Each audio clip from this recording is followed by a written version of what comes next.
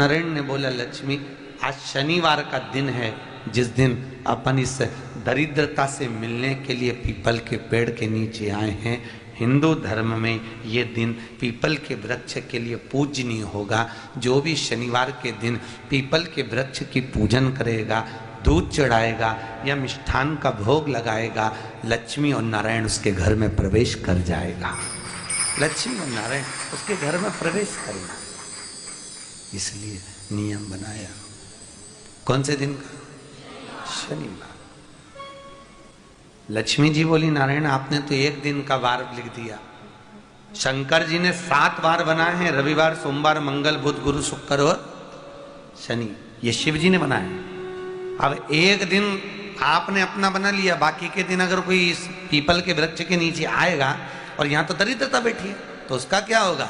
भगवान नारायण बोले, सुन दरिद्रता, तेरे से एक विनती है, अगर कोई भी मनुष्य इस पीपल के पेड़ के नीचे अगर 7 दिन में आता है और उसके हाथ में अगर कोई सामग्री होती है तो तू उसके घर में प्रवेश नहीं करेगी। नियम है पीपल के वृक्ष का, या तो पानी का लोटा लेकर जाओ, कुंकू का चोपड़ा लेकर जाओ, शक्कर लेकर जाओ, या पेड़ के नीचे चींटी को डालने के लिए आटा ले जाओ, पर खाली हाथ पीपल के वृक्ष के नीचे कभी मत जाओ, कभी नहीं जाओ। शनिवार के दिन जो पीपल के वृक्ष में सरसों के तेल का दीप लगाता है, उसको शनि कभी परेशान नहीं करता। एक बात हमेशा ध्यान रखिएगा, मान लो अगर कोई भारी रोग ऐसा शनि महाराज के कारण हो गया हो, अच्छे काम करते करते उल्टे हो रहे हैं, होते हैं किसी किसी के साथ में, विपरीत परिस्थितियां आ जाती है, अच्छा करने जाओ बुरा हो जाता है, अच्छा कर्म करने जाओ बुरा हो जाता है। तो पीपल के वृक्ष की जो छाल होती है, छाल देखिए, पीपल के वृक्ष में जो छाल लगी होती है, उस छाल को घिसकर चंदन बनाकर भगवान शंकर का स्नान कराकर, अभिषेक कराकर, पूजन कराकर, पूजन कराने के बाद में पिपलेश्वर महादेव का नाम लेकर, कौन से महादेव? पिपलेश्वर महादेव का नाम लेकर वो जो घिसी हुई छाल होती है, उस छाल का तिलक भगवान शंकर को लगा लो और उसी का थोड़ा सा भाग अपने कंठ पर, मस्तक पर लगाना प्रारंभ कर दो। धीरे धीरे जो विपरीत दशा है वो सुधरना प्रारंभ हो जाती है। पर नाम याद रखना, पिपलेश्वर, जम के बोलिए, पिपलेश्वर महादेव। भगवान शंकर पर विश्वास रखकर एक एक पल, एक एक घड़ी, एक एक समय, एक एक नक्षत्र का शिव महापुराण में वर्णन है। यहां तक शास्त्र कहता है कि पीपल के वृक्ष की जब भगवान शिव रचना करे, पीपल के वृक्ष की जब रचना करी गई तो उस पीपल के वृक्ष में भी कौन सा समय किसका है, ये शिव महापुराण वर्णन करती है। सुबह 4 बजे से लेकर 7:30 बजे तक पीपल के वृक्ष में ब्रह्मा जी का वासा होता है। 7:30 बजे से लेकर 10:30, पौने 11 बजे तक पीपल के वृक्ष में भगवान विष्णु का वासा होता है। 10:30 बजे से लेकर पीपल के वृक्ष में 11:30 बजे तक पितरों का वासा होता है। 11:30 बजे से लेकर 12:30 बजे तक पीपल के वृक्ष में आहूतों का वासा होता है। 12:30 बजे से लेकर शाम को 4 बजे तक पीपल के वृक्ष में वासुकों का वासा होता है। 4 बजे से लेकर शाम को 7:30 बजे तक पीपल के वृक्ष में शंकर का वासा होता है। 7:30 बजे से लेकर 9:30 बजे तक पीपल के वृक्ष में कुबेर का वासा होता है। 9:30 बजे से लेकर फिर कुबेर के वृक्ष में अन्य देवों का वासा चालू हो जाता है। इसलिए हमारा हिंदू धर्म कहता है, हमारे शास्त्र कहते हैं कि पीपल के वृक्ष को जब पूजा जाता है, पीपल के वृक्ष की जब पूजन करी जाती है तो सुबह 10:30, 11, ज्यादा से ज्यादा 11:30, ज्यादा से ज्यादा 12, उसके पहले पीपल के वृक्ष की पूजन कर लेना चाहिए। क्यों? क्योंकि 11:30 बजे से लेकर 12:30 बजे तक पीपल के वृक्ष में पितरों का वासा रहता है, आहूतों का वासा रहता है, फिर वासुकों का वासा आता है। पितृ किसको कहते हैं? महाराज जो पूरी उम्र लेकर चले गए और उनके भीतर अभिलाषाएं बहुत थी, मैं ये भी करना चाहता हूं, मैं ये भी करना चाहता हूं, वो पितृ हो जाते हैं। आहूत किसको कहते हैं? जिस माता के गर्भ में बच्चा जन्म ले और मर जाए, या 6 महीने का गर्भ धारण करने के बाद अवर्षण हो जाए, जीव पड़ने के बाद 6 महीने के बाद अगर बच्चा गर्भ में भी शांत हो जाता है, कुंवारी अवस्था में शांत हो जाता है, जिसका विवाह नहीं हुआ ऐसा बच्चा जब शांत हो जाता है, अधोगति में कोई मर जाता है, सुसाइड कर कर एक्सीडेंट में किसी भी रूप में मर जाता है, तो वो आहूत कहलाता है। और बहुत ध्यान देना साहब, शिव महापुराण की कथा कहती है पितरों को भाग मिलता है, इसलिए पितर तृप्त रहते हैं। और शनि महाराज का भी पांव टूट गया था। टूटा था कि नहीं टूटा था? जब अपनी माता संध्या को लात मारी थी, शनि महाराज ने लात मारी तो पांव टूट गया। शनि महाराज की आंख में आंसू, देवर्षि नारद के पास है, नारद जी मेरा पांव टूट गया, मैंने अपनी मां को लात मारी। नारद जी बोले तू तो द्रोषी है, तूने अपनी माता को लात क्यों मारी? कुछ करिए। कोई देवता नहीं अपनाया, तब भगवान नारद जी ने कहा शंकर जी के शिवलिंग की स्थापना कर, उसकी पूजन कर। जहां काशी विश्वनाथ के मंदिर आप लोग जाते हो, जिस विश्वनाथ का दर्शन करते हो, ये काशी का विश्वनाथ का प्राण प्रतिष्ठा शनि महाराज ने करी थी। शनि महाराज के हाथ का शिवलिंग है, और शिवलिंग की स्थापना कर कर शनि महाराज ने भगवान शंकर से मांगा। शिवजी प्रकट हुए, मांगो शनि तुमको क्या चाहिए? शनि महाराज ने कहा मेरा पांव टूट गया, आप कृपा करिए। भगवान शंकर ने कहा शनि तूने मेरा भजन करा है, जा तेरा पांव तो जुड़ेगा, पर पांव में थोड़ी लचकता तेरी बनी रहेगी। दुनिया के लोगों को शनि लगता है और शनि को शंकर लगता है। दुनिया के लोगों को शनि लगता है, शनि को शंकर। इसलिए आज भी नियम है कि काशी विश्वनाथ का नाम लेकर एक काजल की डिब्बी को लीजिए। अगर किसी को शनि लग गया हो, कोई प्रॉपर्टी का काम कर रहे हो, कोई व्यापार करते हो और व्यापार नहीं चल रहा, बहुत अड़चने आ रही है, कोई ना कोई परेशानी पे परेशानी आ रही है, एक काजल की डिब्बी लो, काजल की डिब्बी लो, काशी विश्वनाथ का नाम लो और 21 बार उतारो, और उतार कर किसी पेड़ के नीचे तक खड्डा खोद कर उसको दबा दीजिए। आपका काम यूं सफलता की ओर बढ़ना चालू हो जाएगा। शनि की कुदृष्टि समाप्त, 7.5 ढैया समाप्त, परेशानी नहीं। और अगर पीपल के वृक्ष को कहीं लगाया जाता है तो सोमवार के दिन या मंगलवार के दिन, बुधवार के दिन, इन दिनों में लगा सकते। पीपल के वृक्ष कहीं लगाना। शनिवार का दिन एक ऐसा दिन होता है जिस दिन पीपल के वृक्ष को कहीं जाकर लगाया नहीं जाता, क्योंकि शनिवार के दिन पीपल के वृक्ष के नीचे लक्ष्मी रहती है। हम अपने हाथों से अगर पीपल का वृक्ष किसी दूसरी जगह पर शनिवार को रोपित करते हैं तो हमारे घर की लक्ष्मी अपने घर से छिन्न होकर चली जाती है। इसलिए शनिवार के दिन पीपल लगाया नहीं जाता, किसी के घर जाकर उसको वापस पलटा नहीं जाता। लग गया उसको डाल। प्रभु मेरी धर्म पत्नी को कहाँ रखूं आप बताओ? वो तो जहां यज्ञ होता है, अनुष्ठान होता है, दान होता है, पुण्य होता है, सत्कर्म होता है, वहां जाने को तैयार नहीं। अब करूं क्या? भगवान ने बोला एक काम करो। दुर्वासा जी बोले जिसके यहाँ रात्रि में बर्तन झूठे पड़े रहते हो, उसके घर में इस दरिद्रता को लेकर तुम प्रवेश कर जाना। जिसके यहाँ रात्रि में बर्तन झूठे पड़े हो वहां लेकर प्रवेश कर जाओ। दूसरी जगह दुर्वासा जी बोले जो स्त्री घर में दोपहर के समय पर सो रही हो उसके घर में इसको लेकर प्रवेश कर जाइए।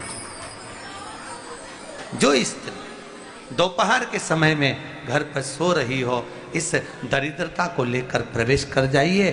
तीसरा, जिसके यहाँ पर दरवाजे पर कांटे वाले पौधे लगे हों उस घर में इस दरिद्रता को लेकर प्रवेश कर जाइए। दरिद्रता, कितनी सुंदर बात कही है। दाता और विधाता, कौन कौन? दाता और विधाता। लक्ष्मी और दरिद्रता के सगे भाई हैं। कौन कौन? दाता और विधाता। दाता को फिटकरी प्रिय है, विधाता को नमक प्रिय है। ये दोनों हमेशा लक्ष्मी को और दरिद्रता को दोनों को समझाते थे, दोनों में प्रेम बढ़ाते थे। आज भी हिंदू धर्म की रीति है। यहां तो ठीक है, जिसके यहां पर भी अगर थोड़ी सी भी परेशानी होती है, थोड़ा सा क्लेश होता है, अशांति होती है, लक्ष्मी नहीं टिक रही हो, काम नहीं बन रहे हो, बहुत प्रयास करा जा रहा हो और हमारा कार्य नहीं होता, तो क्या करते हैं? फिटकरी और नमक को पानी में डाल देते हैं और घर में पोछा लगा देते हैं। आप लोगों ने आजकल फेसबुक पे भी पढ़ा होगा, व्हाट्सएप पे भी पढ़ा होगा। तो क्यों लिखा उसमें? उसका कारण ही केवल ये है कि दाता और विधाता की प्रियता उसमें। माता ख्याति के जो 4 बच्चे हुए, इसमें जो 2 लड़के हैं, तात और विधाता, उसकी प्रियता उस बात, उसकी पूर्णता उस। अब दुर्वासा जी बोले अपनी धर्म पत्नी को वहां लेकर, जहां कांटेदार पौधे लगे हों वहां पर लेकर प्रवेश कर जाइए। कांटेदार पौधों में उस दरिद्रता का निवास हो गया। कितना विचित्र कथा यहां वर्णन करी है। श्रीमद् भागवत के अंतर्गत जो वर्णन किया कि मृत्यु निश्चित है, देखूंगा तो इसलिए शनि महाराज की दृष्टि नीचे रहती है, सामने कभी नहीं रहती। शनि मंदिरों में जितने भी शनि मंदिर हैं, आप सारे शनि मंदिरों में जाकर दर्शन करोगे तो शनि महाराज की दृष्टि सामने है। पर शास्त्र कहता है शनि महाराज ने दृष्टि अपने ऊपर नहीं रखी, नीचे की ओर रखी है, नीचे झुकाकर। अब लोग समझे तो ना, मंदिरों में जितने शनि मंदिर हैं, सब मंदिरों में शनि की दृष्टि सामने रख दी। जो आता है तेल चढ़ाने, पूजन करने के लिए दृष्टि सम्मुख होती है। शनि महाराज ने अपनी दृष्टि नीचे रखी है। शनि महाराज दृष्टि कब उठाते? जब किसी को नष्ट करना हो। तुम जिस पर दृष्टि डालोगे वो जलकर भस्म हो जाएगा, ये शनि महाराज की धर्म पत्नी ने कहा है। और आज शनि महाराज जी की धर्म पत्नी जिस घर में निवास कर रही हैं, शनि महाराज जिस घर में निवास कर रहे हैं, उस मकान का नाम क्या है? अभी बताया था, क्या नाम था? कुंभ। अपने भी मकान का नाम होता है ना, कोई ने पितृ कृपा लिख देता है, कोई गुरु कृपा लिख देता है, कोई देव कृपा लिख देता है, कोई लक्ष्मी कृपा लिख देता है, कोई अपने पिताजी का नाम से लिख देता है। मकान का नाम लोग रख देते हैं, ये हमारे मकान का नाम। तो शनि महाराज के घर का नाम था कुंभ। उस कुंभ मकान में शनि महाराज रह रहे थे, पिताजी का आगमन हो गया। बहुत ध्यान से सुनना, ये मकर संक्रांति की कथा है। पहले मिली कि नहीं मिली वो हम नहीं जानते, पर मकर संक्रांति का भाव को जान लीजिए महाराज, कि क्यों महत्व है दान का, गुड़ और तिल्ली का, क्यों महत्व है सूर्य नारायण के पूजन का।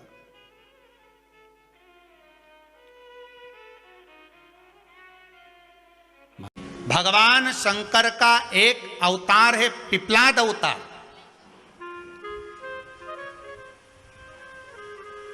पिपलाद अवतार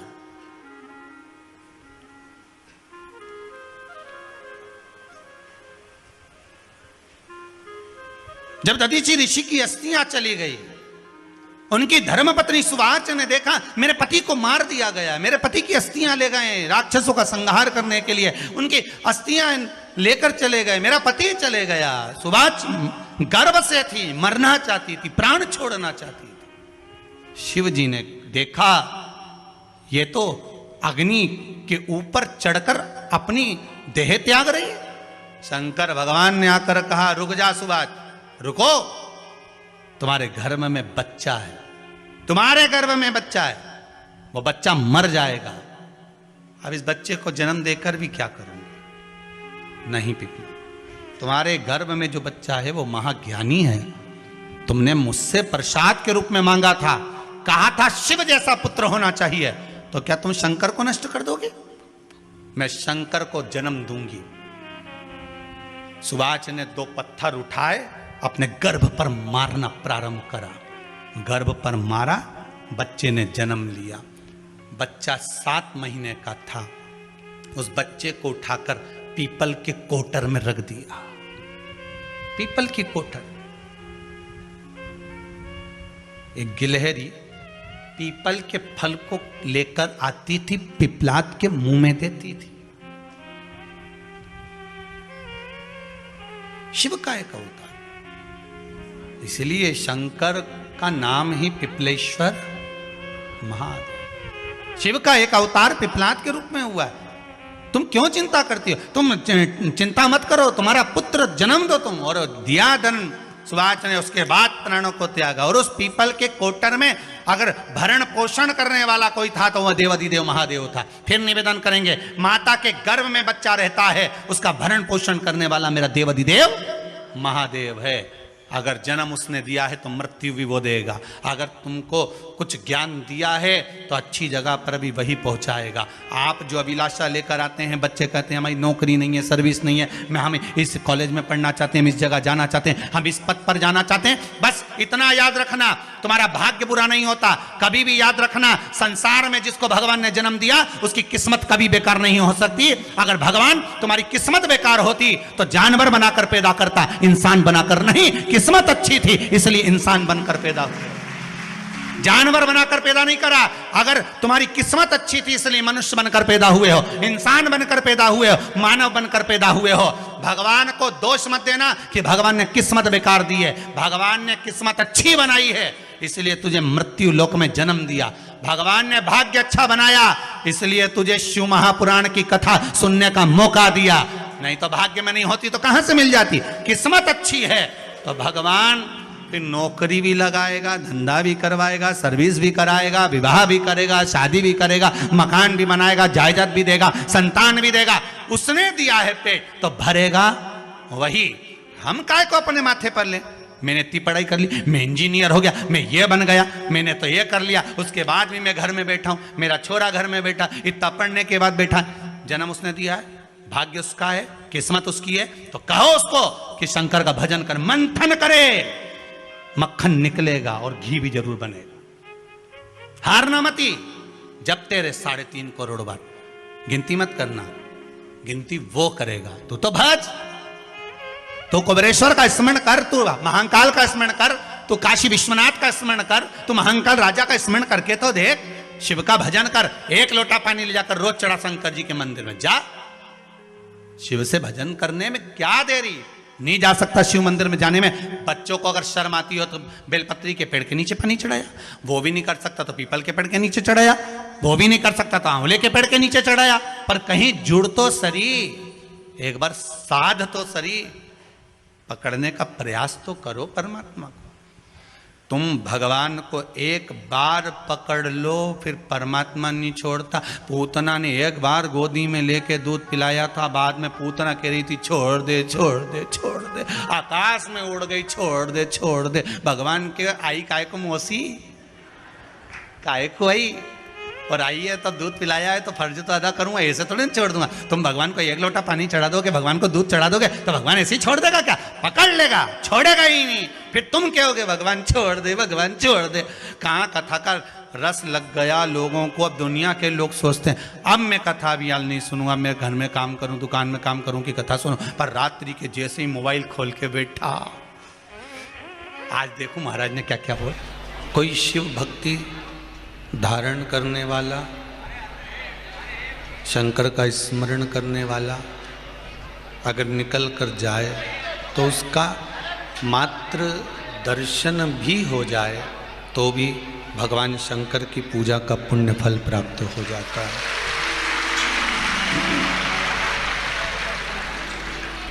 मात्र दर्शन हो जाने पर भी पूजा का पुण्य फल प्राप्त हो जाता है।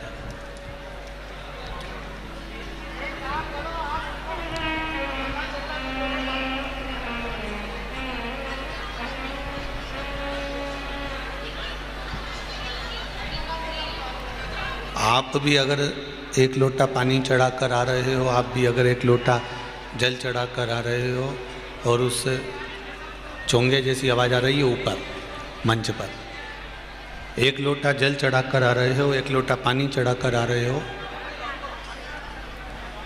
तो आपका भी दर्शन अगर साधारण मनुष्य को प्राप्त हो जाए, सांसारिक मनुष्य को प्राप्त हो गया तो भी जीवन की सार्थकता।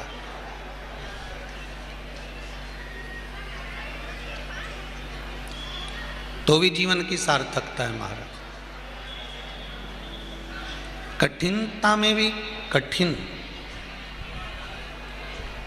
और वो कठिनता में कठिन मानव का शरीर, और उस मानव के शरीर में भगवान का भजन, और भजन भी कोई दूसरा नहीं, मेरे देव अधिदेव महादेव का।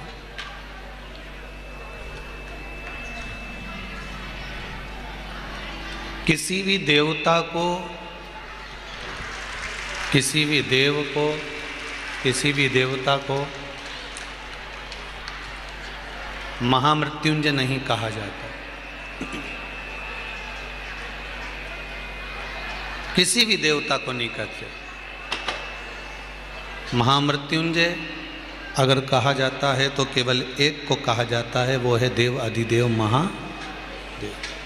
उनको महामृत्युंजय कहा जाता है।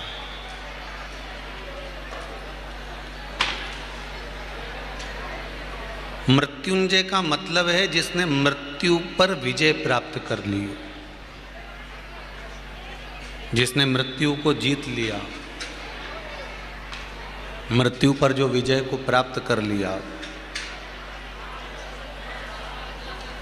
और अगर मृत्यु पर विजय कोई प्राप्त करा है तो केवल 33 कोटि देवताओं में केवल एक हैं जो मृत्यु पर भी विजय प्राप्त कर कर बैठे हैं, वो मेरे देव अधिदेव महादेव हैं। उसके सिवाय कोई दूसरा है ही नहीं। अकाल मृत्यु वो मरे जो काम करे चंडाल का, और काल उसका क्या बिगाड़े जो भक्त हो महाकाल का। जो शंकर का उपासक होगा, शिव का उपासक होगा, शंकर के चरणारविंद का जो रसास्वादन करने वाला होगा, भगवान शिव की भक्ति को जो धारण करने वाला होगा, तो उसका काल क्या बिगाड़ सकता है।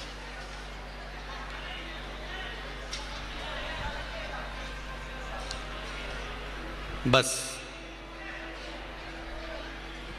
भक्ति प्रबल होना चाहिए। आपका भाव, आपकी भक्ति अगर प्रबल है तो फिर भगवान को मिलने में कोई देरी नहीं है।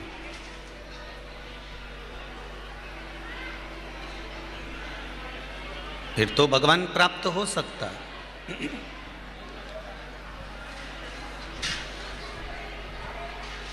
शिव महापुराण की कथा कहती है कि अगर आपकी जिंदगी में थोड़ा भगवान समय दे, अच्छा समय अगर प्रदान कर रहा है या आपको कहीं समय प्राप्त हो रहा है, तो 2 जगह पर समय अवश्य लगाना। 2 जगह पर समय अवश्य दीजिए। एक गुरु के पास में और एक गोविंद के पास में।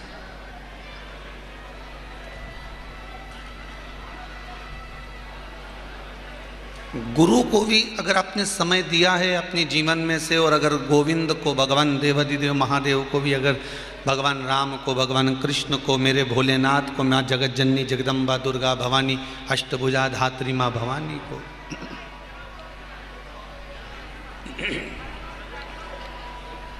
अगर आपने समय दिया है, गुरु को और गोविंद को, गुरु को और परमात्मा को अगर आपने समय थोड़ा बहुत भी दिया है, तो वो आपका दिया गया समय आपके बुरे वक्त में जरूर काम आएगा।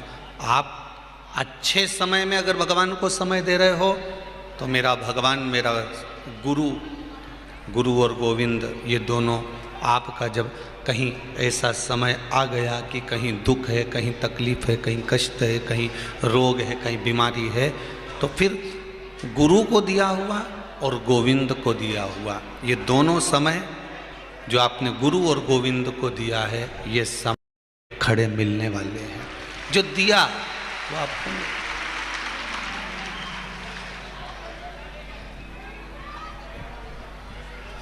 आपने जो दिया है वो मिला है। आपने जो दिया वो प्राप्त हुआ है।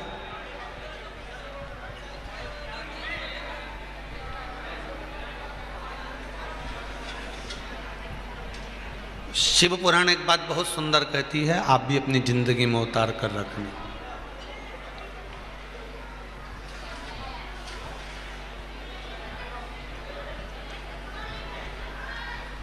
शिव महापुराण एक बात बड़ी सुंदर कहती है कि जीवन में ऐसा कोई मानव पैदा नहीं हुआ, चाहे संत हो, चाहे साधु हो, चाहे सन्यासी हो, चाहे तपस्वी हो, चाहे साधक हो, चाहे उपासक हो, चाहे संसारिक मनुष्य हो, प्रत्येक मानव का जो जन्म मिला है इसके जीवन में थोड़ा ना थोड़ा दुख, तकलीफ, कष्ट प्रत्येक मनुष्य को रहे, हर व्यक्ति को रहे।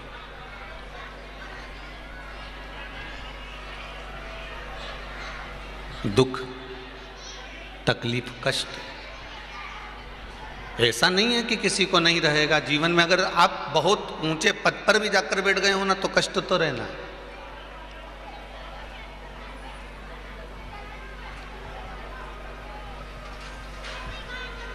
कोई सोचे कि हम तो संत बन जाएंगे तो हमारे जीवन में कोई दुख नहीं होगा, हम साधु बन जाएंगे तो हमारे जीवन में कोई दुख नहीं होगा, हम साधक बन जाएंगे तो हमारे जीवन में कोई दुख नहीं होगा, या हम कपड़े बदल कर कहीं मंदिर में जाकर बैठ जाएंगे तो हमारे जीवन में कोई दुख नहीं होगा।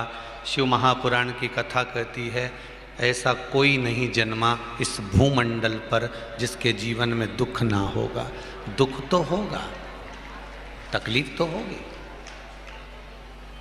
कष्ट तो होगा।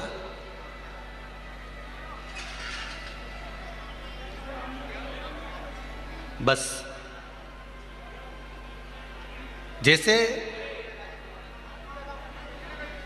वैक्सीन सभी को लगना है, इंजेक्शन सभी को लगना है, टीका सभी को लगना है,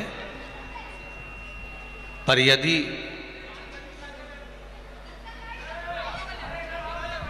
डॉक्टर से और नर्स से, सिस्टर से अगर आपकी पहचान है,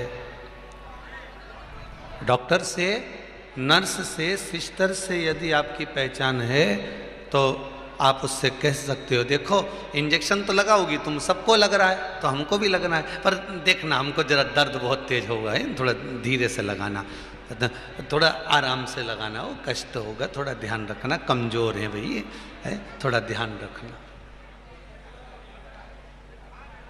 थोड़ा ध्यान रख कर लगाना।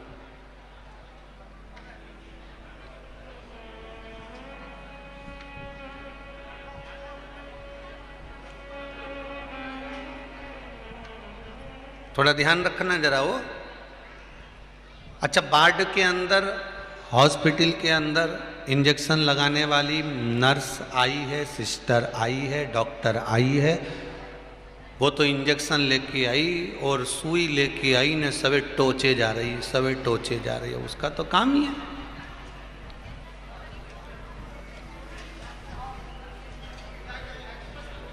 उसको तो मरीज को इंजेक्शन लगाना है, सुई लगाना है।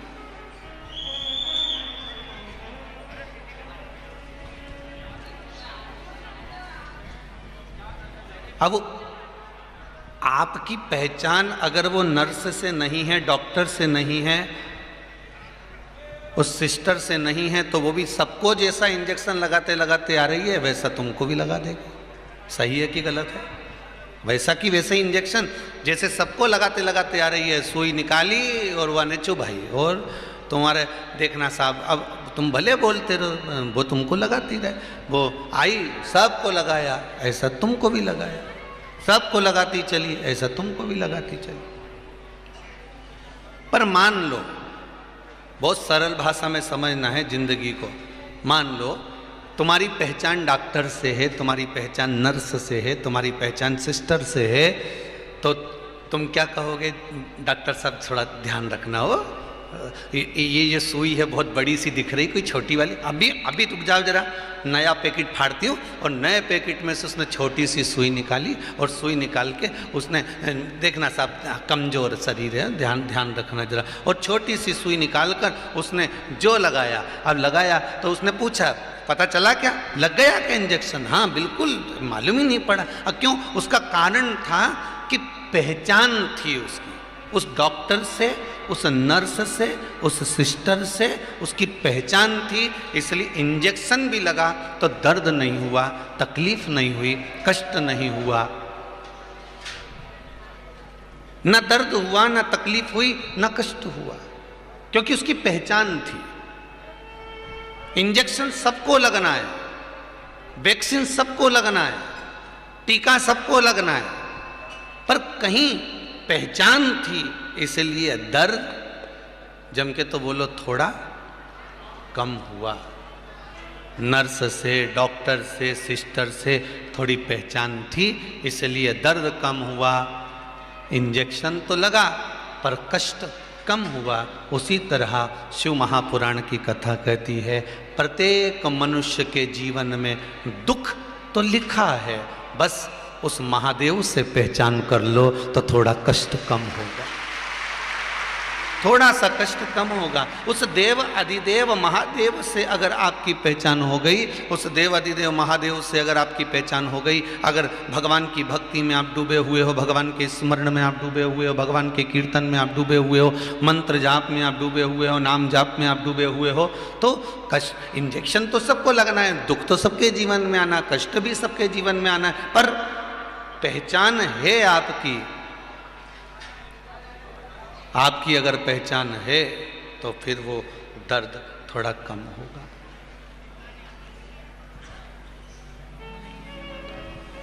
थोड़ा दर्द कम होगा, फिर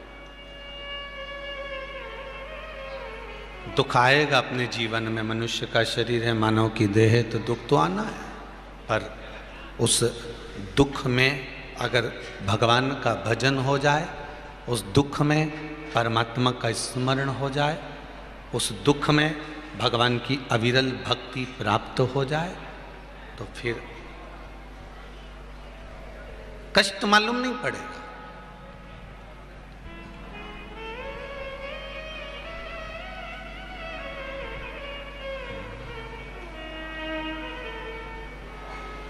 भजन भोले बाबा का करते रहोगे तो संसार सागर से तरते रहोगे, तो संसार सागर से तरते रहोगे।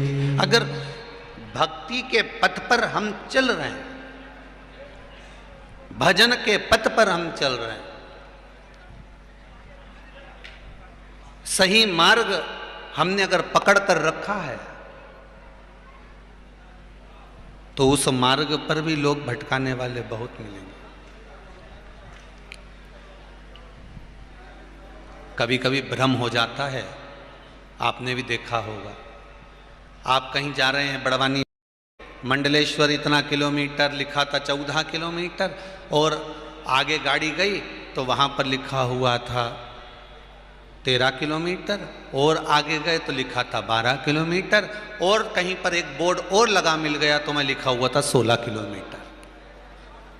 अब टेंशन हुआ कि नहीं हुआ? क्यों, अब भी तो अपन ने पढ़ा था तो यहाँ लिखा था 14 किलोमीटर, अभी पढ़ा था तो 13 किलोमीटर लिखा हुआ था, अभी पढ़ा था तो 12 किलोमीटर लिखा हुआ था, और अभी हाल जब हम पहुँचे हैं तो यहाँ तो वो एक बोर्ड देखा तो उस पर 16 किलोमीटर लिखा हुआ था। मतलब कहीं ना कहीं हमारा मार्ग भी भटकाया जा रहा है। जब वाहन से जा रहे हैं, गाड़ी से जा रहे हैं, तो भी मार्ग भटक रहा है। उसी तरह जब हम नेक पथ पर चल रहे हैं, सतमार्ग की ओर आगे बढ़ रहे हैं, अच्छे मार्ग की ओर हम बढ़े चले जा रहे हैं, तो भी कहीं ना कहीं हमारा मार्ग भटकाने वाला कोई मिल जाता है। कोई काम में डुबाएगा, कोई लोभ में डुबाएगा, कोई आसक्ति में डुबाएगा, कोई तृष्णा में डुबाएगा, कोई वासना में डुबाएगा, कोई अहंकार में डुबाएगा, वो मिलेगा।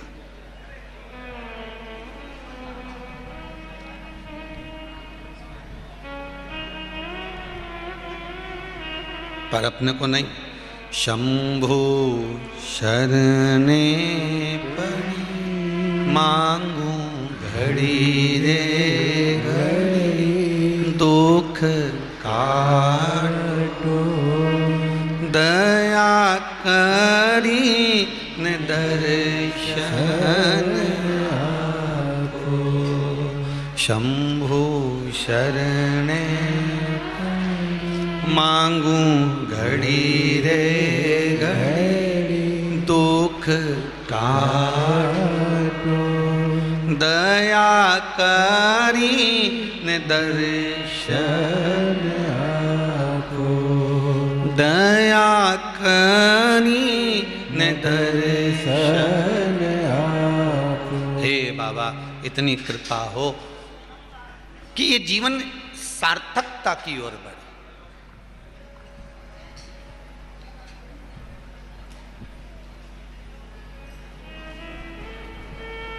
एक प्रश्न किसी ने करा था,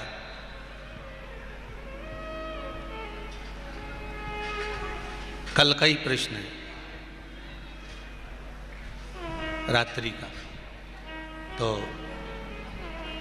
रात को जब एक स्थान पर पहुँचे रघुवंशी जी के यहाँ, जिन्होंने ऑनलाइन शिव महापुराण की कथा कुबेरेश्वर धाम से कराई थी, तो वहाँ एक प्रश्न किसी ने किया था, बड़ा सुंदर प्रश्न है, शायद आप और हमारे लिए अच्छा है।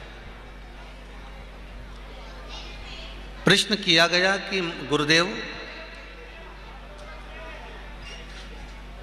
मरने के बाद गरुड़ पुराण कहती है, हमारे शास्त्र कहते हैं कि किसी के मरने के बाद जीवात्मा को भुगताया जाता है। ये आत्मा भुगतती है, इसको ना जाने कितने कितने नरकों में पटका जाता है, ना जाने कितने नरकों में इसको फेंका जाता है, ना जाने कितने नरकों में इसको डाला जाता है।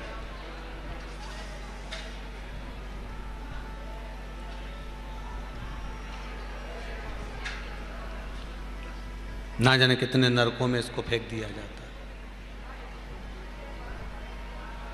गुरुदेव, खरगोन के लोगों ने प्रश्न करा है और बड़ा अच्छा प्रश्न है भाई। और जितने लोग आस्था चैनल पर कथा सुन रहे हैं, जितने फेसबुक यूट्यूब पर सुन रहे हैं, वो भी ध्यान लगाकर सुनना। इतना सुंदर प्रश्न शायद जिंदगी में कभी नहीं आया होगा जो खरगोन में आया। प्रश्न बड़ा सुंदर है कि प्रत्येक पुराण में लिखा है, हर शास्त्र में लिखा है कि जब कोई मर जाता है तो उस जीव को नरकों का भोग भुगताया जाता है।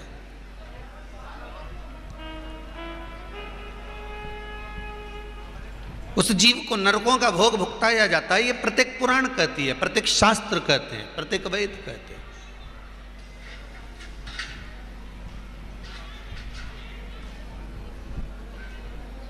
भगवान जब जीव जाता है, अगर उसने किसी जीव की हत्या करी जाती है तो उसको भी उसको त्राड़ दिया जाता है। किसी ने किसी पर गर्म पानी डाला होता है, कोई अग्नि में जला दिया जाता है तो उसको भी अग्नि में जलाया जाता है। बोलो सही है कि गलत है? गरुड़ पुराण में लिखा है। अगर उसने किसी को रस्सी से बांधा है तो उसको भी रस्सी से बांधा जाता है। उसने किसी को ठोकर पहुंचाई है तो उसको भी ठोकर पहुंचाई जाती है। हमारा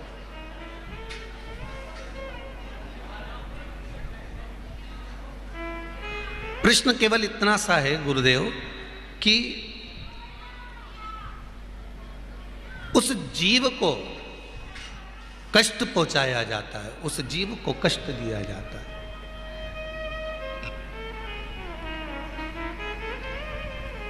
और उस जीव को कष्ट दिया जाता है तो महाराज, अगर कष्ट देना है तो इस शरीर को दो।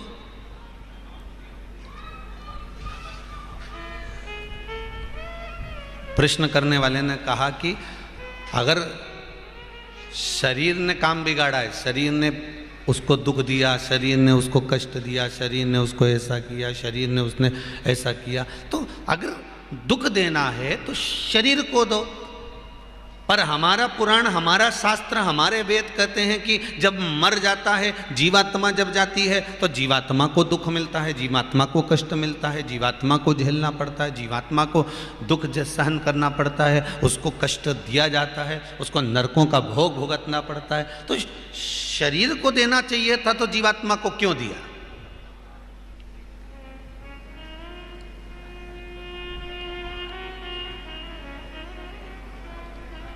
कर्म बेकार शरीर ने करा और भुगत वो जीवात्मा रही, तो शरीर का शरीर को मिले, जीवात्मा को क्यों? शिव महापुराण की कथा कहती है, प्रश्न करने वाले ने बड़ा सुंदर प्रश्न किया, पर उमा संहिता में, शिव महापुराण की उमा संहिता में जो नरकों का व्याख्यान का वर्णन किया गया, उसमें स्पष्ट कहा गया कि अगर शरीर को दंड दिया जाए, शरीर को कष्ट दिया जाए, ज़्यादा शरीर को अगर कष्ट देंगे तो शरीर क्या करेगा?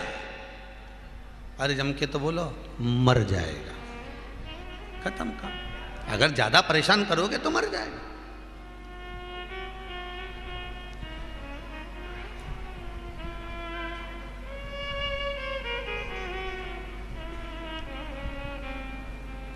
बहुत बहुत विचित्र कथा है, और सरल भाषा में समझ लो।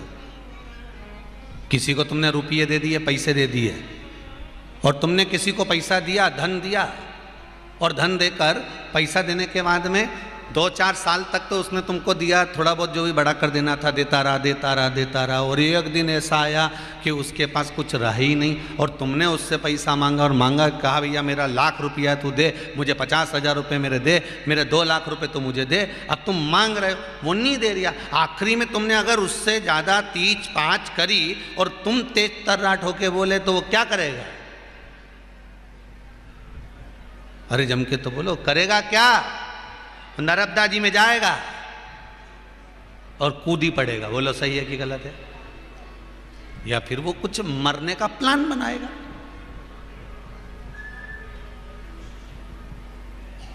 यही करेगा ना, और लिख जाएगा कि साहब इन्होंने मेरे से पैसे मांगे थे और मेरे को ऊपर बहुत प्रेशर बनाया था, इसलिए मैं तो निपटी गया। अब जा, हम तो मरे सनम, तुम्हें भी ले डूबे जा।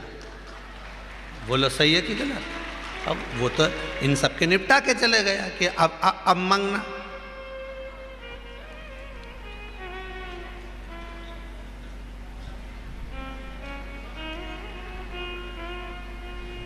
वही शिव पुराण कह रही है। बड़ी अच्छे प्रसंग में समझना है इसको अपन को बहुत अच्छे से। जो प्रश्न खरगोन में किया गया है वो खरगोन के लिए नहीं है, पूरे विश्व के लिए है ये प्रश्न। महाराज, अगर भुगताना है तो शरीर को भुगताओ, दंड देना है तो शरीर को दो, कष्ट देना है तो शरीर को दो, पर उस जीवात्मा को क्यों? तो शिव महापुराण की उमा संहिता कहती है, अगर शरीर को कष्ट देंगे तो शरीर तो प्राणों को छोड़ देगा, इसलिए इसको ज्यादा कष्ट नहीं दे सकते। इसको उतना ही कष्ट देते हैं जितना ये सहन कर सकता। शरीर को कष्ट उतना ही दिया जाता है जितना ये सह सकता, जितना ये सहन कर सकता। फिर तो कहा शरीर को कष्ट देने की जगह कष्ट शास्त्र कहता है जीवात्मा को इसलिए दिया जाता है कि जीवात्मा जो मर गया, शरीर छूट ही गया और केवल ये जीवात्मा बची, तो अब ये बार बार जन्म लेती है, बार बार मरती है। आत्मा तो वही है, जीवात्मा तो वही है, इसको भुगताया जाता है। इसको क्यों भुगताया जाता है? क्योंकि उसका कारण है।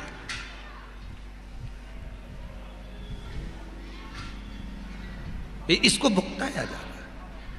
अब मरने वाला तो मर गया,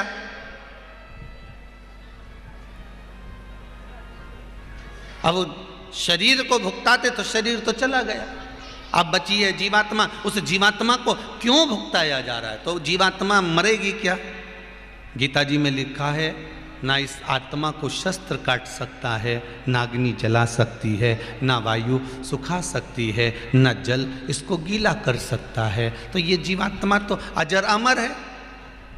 अगर शरीर को कष्ट देंगे तो वो मर जाएगा, प्राण त्याग देगा, पर जीव आत्मा को अगर कष्ट देंगे तो वो प्राण नहीं त्यागती, वो भुगतती रहती है। उसको खोलते हुए तेल में डाल दिया, अग्नि में पटक दिया, कीलों से उसको ठोक दिया, कहीं उसको ले जाकर पहाड़ से पटक दिया, कहीं उसने जो गलत काम करा तो वैसा वैसा उसके साथ किया गया। वो जीव आत्मा को भोगना पड़ा।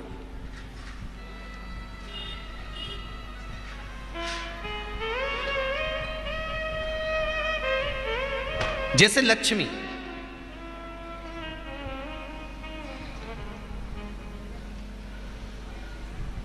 एक बार भगवान देवाधिदेव महादेव की धर्मपत्नी माता पार्वती जी ने लक्ष्मी जी से पूछा, लक्ष्मी ये बता, पार्वती जी पूछ रही है, लक्ष्मी मुझे ये बता कि वो कौन से 2 स्थान हैं जहां से तू रास्ता छोड़ देती है?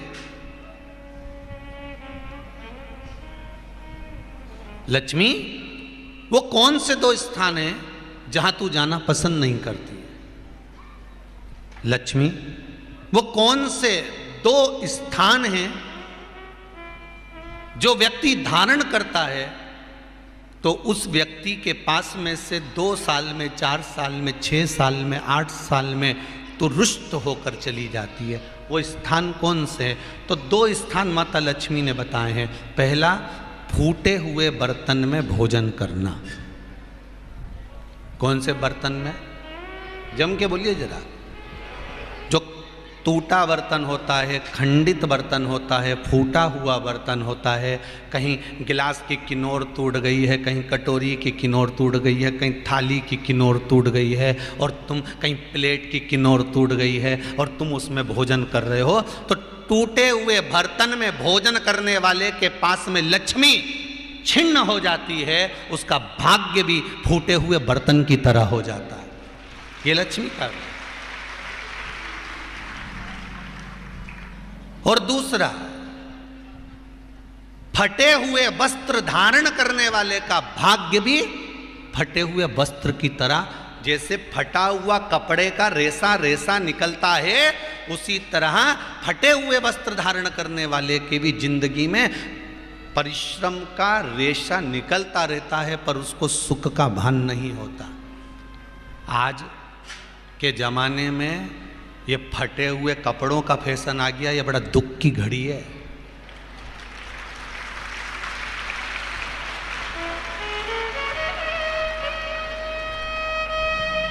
ये बड़ी दुख की घड़ी है महाराज, और लोग उसको फैशन समझ रहे हैं।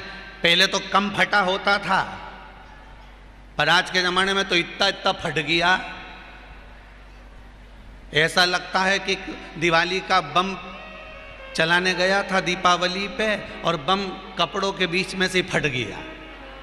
इसलिए वो कपड़े कब पहनेंगे तो ने अब पहन लिया। शास्त्र कह रहा है, लक्ष्मी कह रही है माता पार्वती को कि 2 जगह पर अगर ये 2 क्रम जिस जीव के होते हैं उसके पास में से लक्ष्मी 5 साल में, हम कई बार कहते हैं इन बच्चों को नहीं मालूम, इन नवयुवक लड़कों को नहीं मालूम, इन नवयुवक बेटियों को नहीं मालूम कि फटे हुए कपड़े पहनने का फल क्या है। आज नहीं, विवाह कर कर जब जाएगी तो मायके से जब ससुराल जाएगी, तूने कुंवारी अवस्था में तो खूब फटे हुए कपड़े पहन लिया ने, मम्मी मैं तो जीन्स लूंगी ने, ये लूंगी, तू तो खूब फटे हुए पहन, पर वहां जब जाएगी तब मालूम पड़ेगा कि रोना किसको कहते हैं।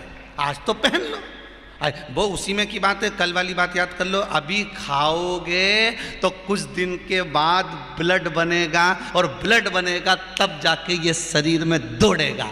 आज की आज तुमने रोटी खाई तो क्या आज की आज ब्लड बन गया? जम के तो बोलो रे खरगोन वालो, नहीं बनाना। आज खाया है तो ब्लड 8 दिन में, 4 दिन में, 6 दिन में, 2 दिन में, 5 दिन में, 3 दिन में बनेगा। आज की आज ब्लड नहीं बनेगा।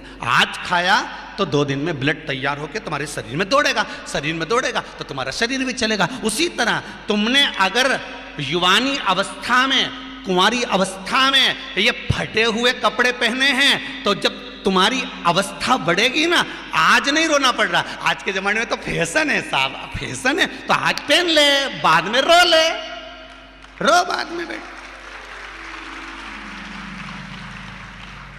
नहीं, ताली बजाने से कुछ नहीं होगा री जीजियो, फालतू की बात है। आज यहां से जाते से ही अपने को एक ही काम करना, जितना फटा हुआ कपड़ा है इनके सबके पोछा लगा दो, बाल्टी में डुबाई डुबाई के। ये ताली बजाने से कुछ नहीं होगा। लोग तो कब से चिल्ला रहे हैं हम सुधरेंगे, जम के तो बोलो। गायत्री परिवार वाले रोज चिल्लाते हम सुधरेंगे, हम बदलेंगे। कब बदलोगे?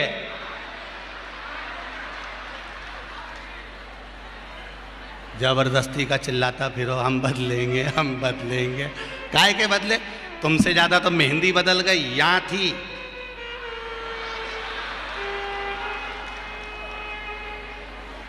और बची कुची थी तो यहां पहुंच गई। यहां और पूर्णा कथा करने गए हड़पसर में, तो वहां पूछ लिया हमने हड़पसर में जाकर, तो हमने पूछा तनु इधर आ बेटा। अब जजमान के घर की छोरी, हमने कहा बेटा ये तूने क्या करा? अरे गुरुजी वो टेटू है नहीं, टेटू बनवाया है।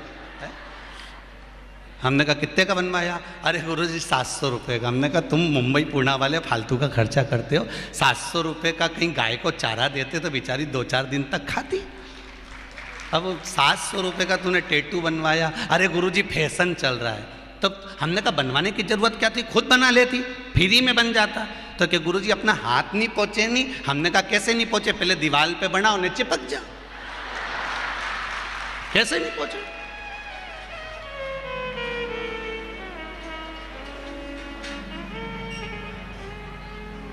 हम सुधरेंगे। अच्छे से तो अब तो तुम एक बार भी नहीं बोले। डाउन। हम सुधरेंगे, हम बदलेंगे। बस तो फिर आज बिल्कुल एकदम कि अब कुछ भी हो जाए, ये कितनी भी महंगी जीन्स हो पर फटी हुई नहीं पहनने दूंगी तो नहीं पहनने दूंगी, चाहे कुछ भी हो जाए। हम इतने अच्छे घर के लोग और ये फटा हुआ कपड़ा पहनेंगे? ये नंग से फट रही। और गजब की तो गजब की, अभी अभी दिवाली पे फैशन देखा, एक का तो पूरा पांव गायब हो गया, एक ही था। राम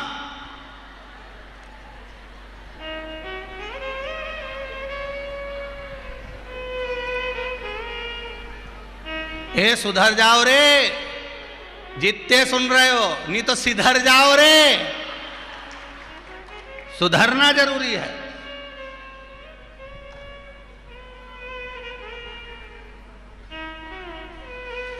फटे हुए वस्त्र विधारण नहीं कर। घर की बेटियां, घर के लोग ऐसे कपड़े पहने, ये श्रेष्ठता नहीं है महाराज। थोड़ा सुधार।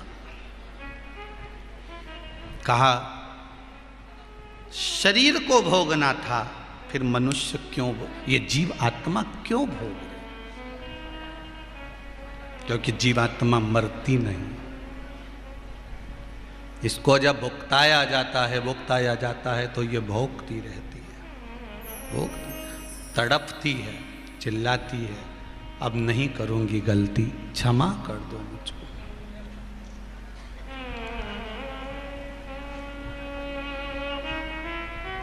बहुत कहते।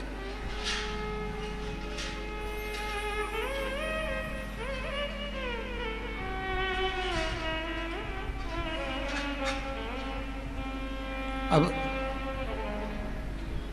भटक रही है, तड़प रही है, कह रही है मुझे कुछ मिले।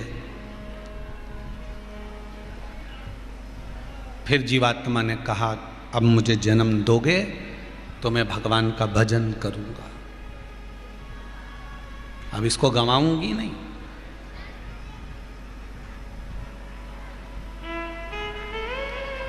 अब हो गया जो होना था, अब मुझे जो जन्म दोगे इसको मैं भटकने नहीं दूंगी।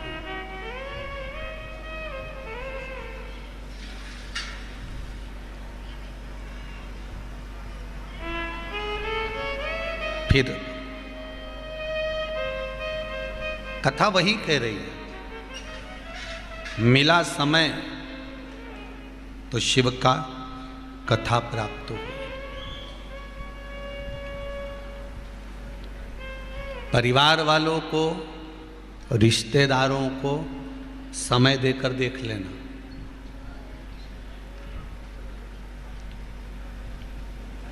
एक बुआ, ननन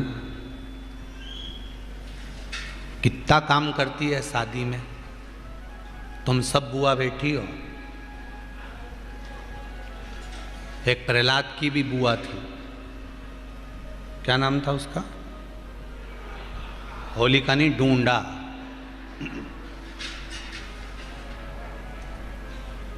होलिका तो नाम बाद में पड़ा था। जब वो मरते मरते अच्छा काम कर ली थी तो उसका नाम था होली। होली मतलब भगवान की होली, नहीं तो नाम था उसका ढूंढा।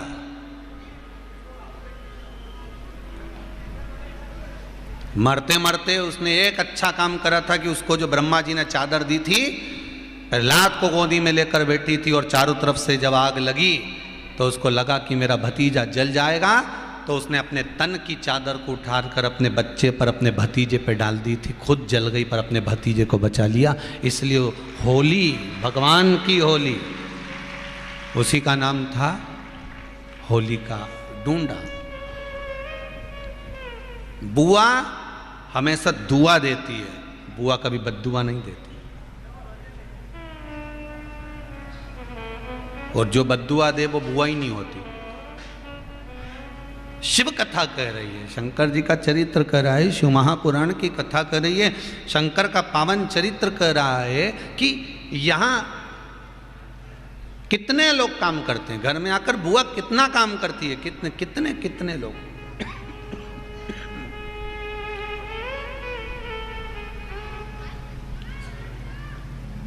कितना काम किया जाता है। अब बुआ ने इतना काम करा, ननंद ने इतना काम करा, पर जब ननंद के यहाँ पर कोई काम होता है, बुआ के घर में कोई काम होता है, तो क्या तुम्हारे घर की बहुएं इतना जाकर काम कर लेती हैं? नहीं। तुम देकर देखो समय, रिश्तेदारों को समय देकर देखो, मित्रों को समय देकर देखो, परिवार वालों को समय देकर देखो, कुटुंब वालों को समय देकर देखो। आपकी दुख की घड़ी में, आपकी विपदा की घड़ी में कुछ देर तो खड़े मिलेंगे। जरा सा कोई केस बना, जरा सा कोई दुख आया, तो जितने रिश्तेदार तुम्हें शादी में, ब्याह में और पार्टियों में दिखते हैं ना, वहाँ तो डीजे बजाने वाले को पैसे देना पड़ते हैं कि डीजे बजाने, बैंड बजा। पर जब तुम्हारी विपदा की घड़ी आती है तो जितने शादी में खाना खा कर गए हैं, ये खुद मुंह से डीजे बजाते हैं। अरे उसने ऐसा कर दिया, अरे उसने ऐसा कर दिया, अरे उसने ऐसा कर दिया, अरे उसका छोरा, अरे उसकी बेटी, अरे उसकी बहन, उसका नाती, उसका पंती।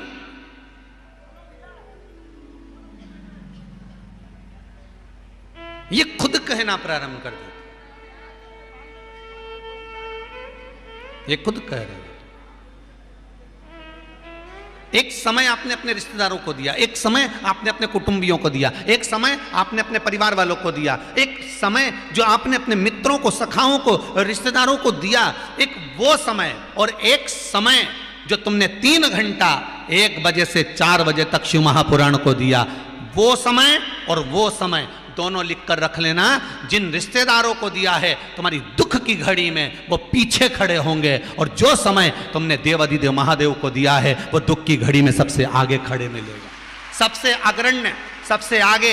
मेरा कालों का काल महाकाल मिलेगा, मेरा ओंकारनाथ, मेरा ओंकारेश्वर मिलेगा, तुम्हारे पास में मेरा सिद्धेश्वर मिलेगा, मेरा कुबेर भंडारी मिलेगा।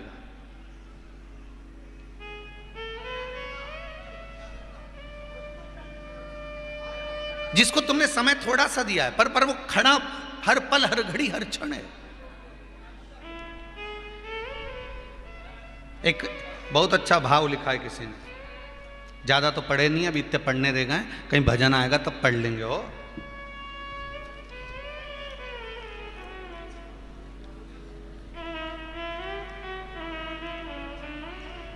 मंजू सोलंकी बड़वानी से हैं, कहीं बैठी हो तो हाथ हिलाइएगा। मंजू सोलंकी बड़वानी।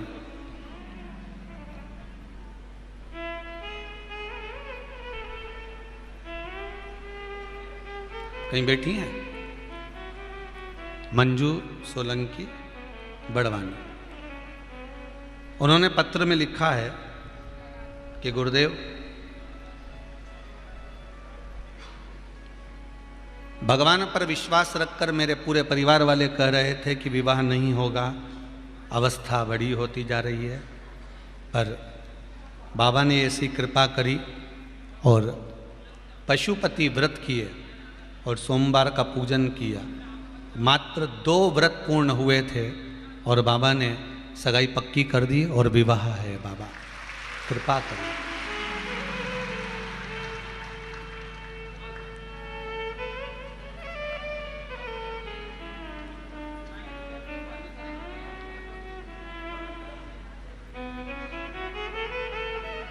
एक बात बहुत अच्छी लिखी है मंजू सोलंकी ने, गुरुदेव बाबा ने ब्याह पक्का करवाया है, तो मैं तो ये कहूँगी कि बाबा से विनती करो और आप आशीर्वाद दो कि कथा में ही मेरी शादी भी हो जाए, तो इससे बढ़कर और मुझे क्या चाहिए। बात करूँगा मैं यजमान परिवार से, पाठक जी से बात करेंगे और आगे सोचेंगे जैसा होगा।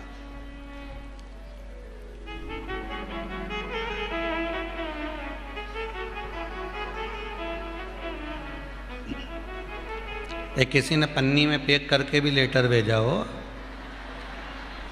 और पिन भी लगाई है, सेफ्टी पिन साड़ी वाली हो, जोरदार। हुकुमचंद जी अर्झरे, ग्राम दोंडवा, तहसील भीकन गांव, जिला खरगोन। कहीं बैठे हो तो हाथ हिलाएं। बड़ा सुंदर पत्र लिखा है इन्होंने, बहुत सुंदर बात लिखी है गुरु जी। जिन शिव मंदिरों में फूल और बेलपत्र कचरे की तरह पड़े रहते थे, आपने लिखा है, जरा हाथ हिलाइए, एक बार हाथ हिला दीजिए महाराज। बहुत सुंदर बात लिखी है आपने, इनके लिए एक बार जोरदार ताली बजाओ। बहुत सुंदर बात लिखी, आप भी सुनेंगे तो अच्छा लगेगा आपको। आपने लिखा है गुरुजी, जिन शिव मंदिरों में फूल पड़े रहते थे, बेलपत्र पड़ी रहती थी, दूध चढ़ता था तो उसकी गंध आती रहती थी, भगवान के ऊपर चीटा चीटी सब चढ़े रहते थे। अब जब से शिव महापुराण की कथा 2 साल से लोग इस कोरोना काल के अंतर्गत टीवियों पर सुन रहे हैं, तब से शिव मंदिर में जो सफाई हो रही है उसका मैं वर्णन नहीं कर सकता। इतने साफ, बहुत बहुत साधुवाद जी महाराज जी, बहुत बहुत साधुवाद। आपने कम मन का भाव लिखा, बहुत बहुत सुंदर। विराजमान श्री शिवाय नमस्तुभ्यं।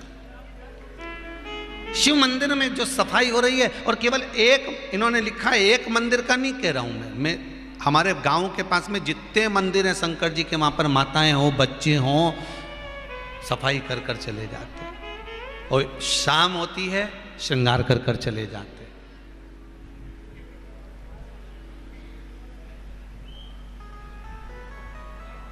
बस यही।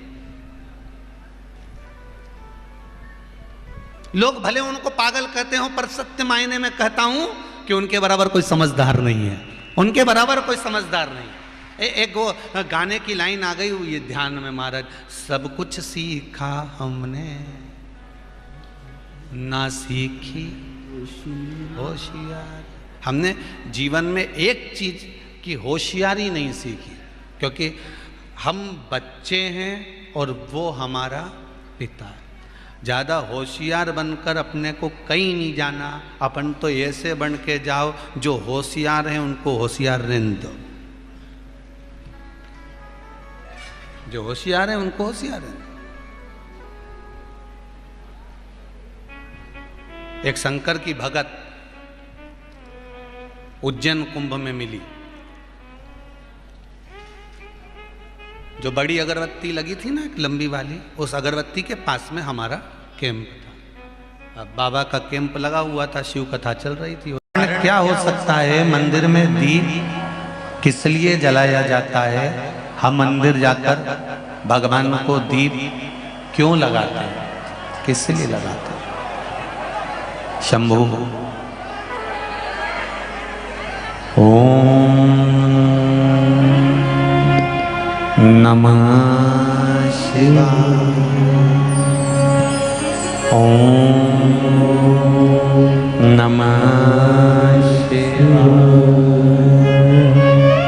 ओम नमः शिवाय।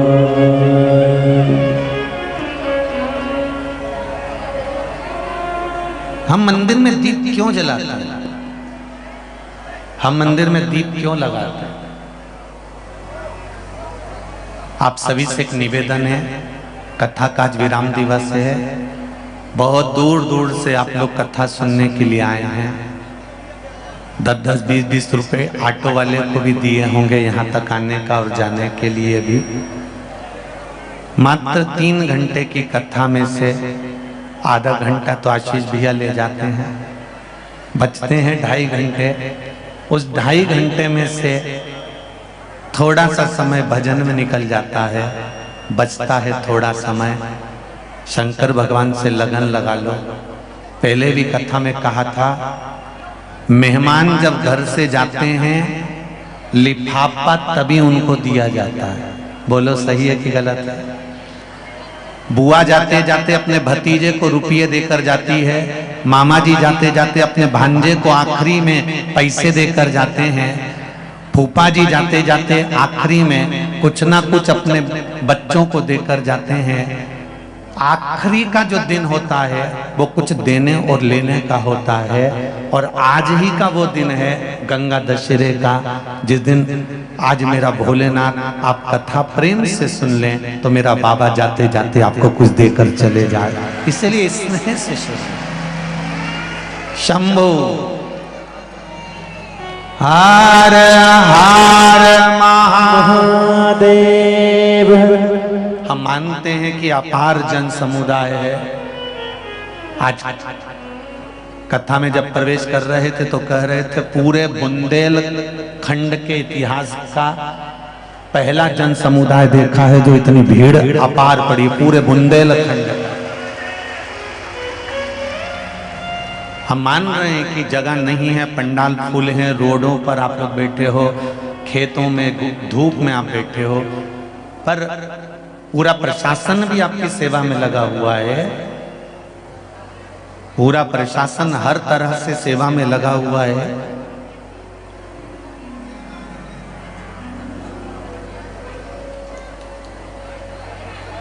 शिव भक्ति में, शंकर के स्मरण में आपका चित्तवृत्ति, आपका मन परमात्मा को दिया जाए। दिया क्यों लगाते हैं हम? मंदिर में दीप क्यों लगाते हैं? दिया लगाने का कारण क्या होता है? दिया लगाने का केवल एक कारण होता है, हम भगवान के मंदिर में प्रकाश करने के लिए दिया नहीं लगाते। हम भगवान के मंदिर में उजाला करने के लिए दिया नहीं लगाते। शिव महापुराण, पद्म पुराण और हमारा शास्त्र वर्णन करता है कि हम जब भगवान के मंदिर में दिया लगाते हैं, दीप प्रज्वलित करते हैं, तो दिया परमात्मा के लिए नहीं लगाते। जब हम दीप प्रज्वलित करते हैं तो जैसे ही मंदिर में प्रकाश होता है वैसे ही हमारी जिंदगी में चारों तरफ प्रकाश होना प्रारंभ हो जाता है।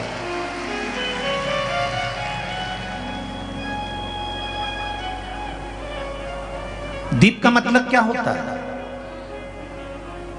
सूर्य देवता की साक्षी। शिव पंचायत, शिव महापुराण की कथा आप लोगों ने सुनी थी। शिव पंचायत, शिव महापुराण की कथा यदि आप लोगों ने सुनी थी तो उसमें वर्णन करा था कि प्रत्येक पूजन में, अर्चना में, यज्ञ में, अनुष्ठान में, भगवान की भक्ति में सूर्य की साक्षी होना जरूरी होता है।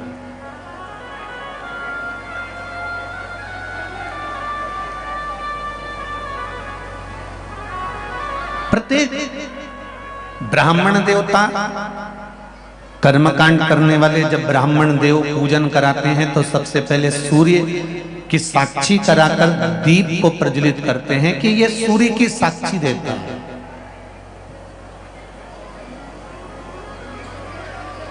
ये केवल सूर्य नहीं है, ये केवल दीप नहीं है, ये सूर्य की साक्षी देने वाले। महाराज संकल्प करते समय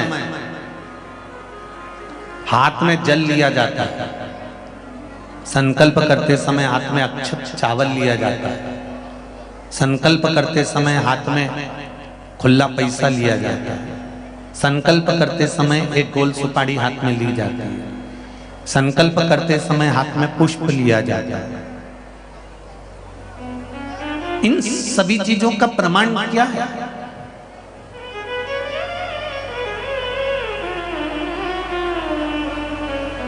क्यों इन चीजों का प्रमाण कहा गया कि संकल्प लेते समय हाथ में जल लीजिए, संकल्प लेते समय हाथ में चावल लीजिए, संकल्प लेते समय हाथ में आप कुछ मुद्रा धारण कर लीजिए, कोई सुपारी ले लीजिए, जल ले लीजिए, इनका प्रमाण क्या है? अगर किसी कर्मकांडी ब्राह्मण से पूछेंगे तो वो बताएगा इस जल में, अक्षत में, सुपारी में, मुद्रा में, पुष्प में हमारी एक पीढ़ी संकल्प देने के लिए नहीं आई है।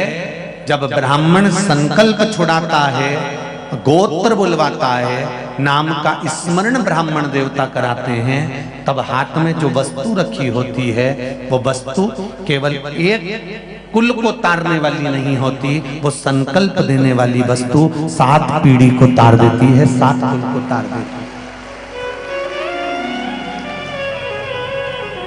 उसी तरह मंदिर में लगाया गया दिया केवल मंदिर को प्रकाशित नहीं करता, मंदिर में लगाया गया दीप केवल मंदिर को उजाला नहीं करता, मंदिर में लगाया गया दीप सबसे पहले अगर प्रकाश देता है, सबसे पहले उजाला देता है।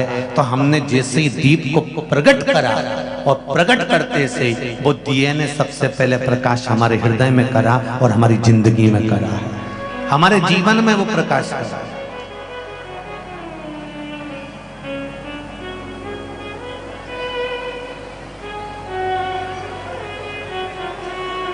महाराज जो बुजुर्ग होते हैं ना, बड़े होते हैं ना, वो हमेशा ज्ञान की बातें ही करते रहते हैं और आपको समझाते रहते हैं। हाँ, छोटों को थोड़ा सा क्रोध आ सकता है, बच्चों को थोड़ा सा गुस्सा आ जाएगा, क्या मम्मी तुम रोज रोज एक ही बात लेकर बैठ जाती हो, क्या पापा तुम रोज रोज एक ही बात लेकर बैठ जाती हो, ऐसा होता है। एक दिन एक पिताजी अपने बच्चे से रोज कहते थे, बनो तो श्रवण कुमार बनो, बनो तो राम बनो।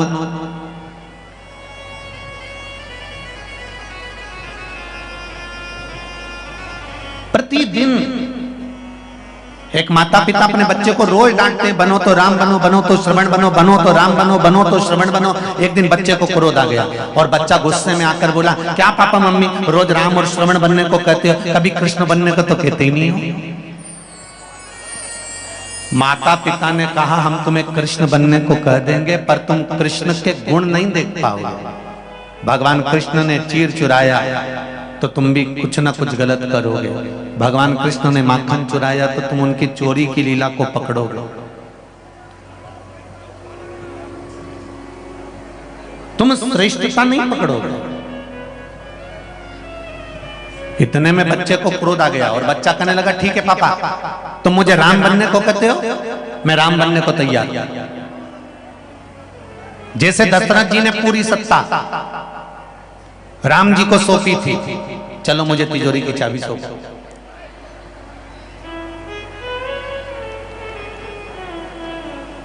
बड़ों का छोटों को जो उपदेश होता है वो ज्ञान प्रदान करने वाला होता है।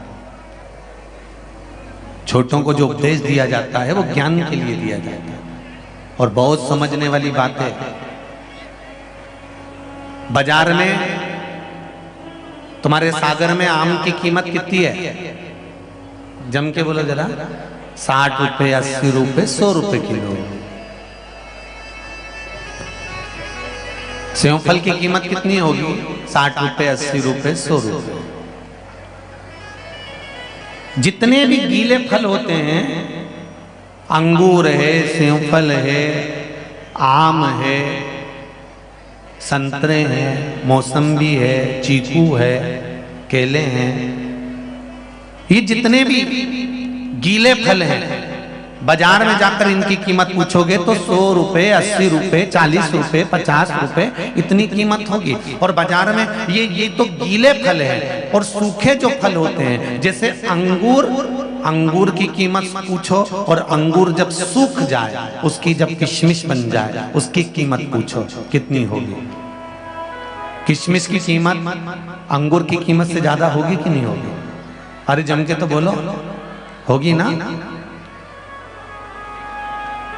गीले फल की कीमत कम होती है और सूखे ड्राई फ्रूट्स की कीमत, सूखे फल की कीमत ज्यादा होती है, उसी तरह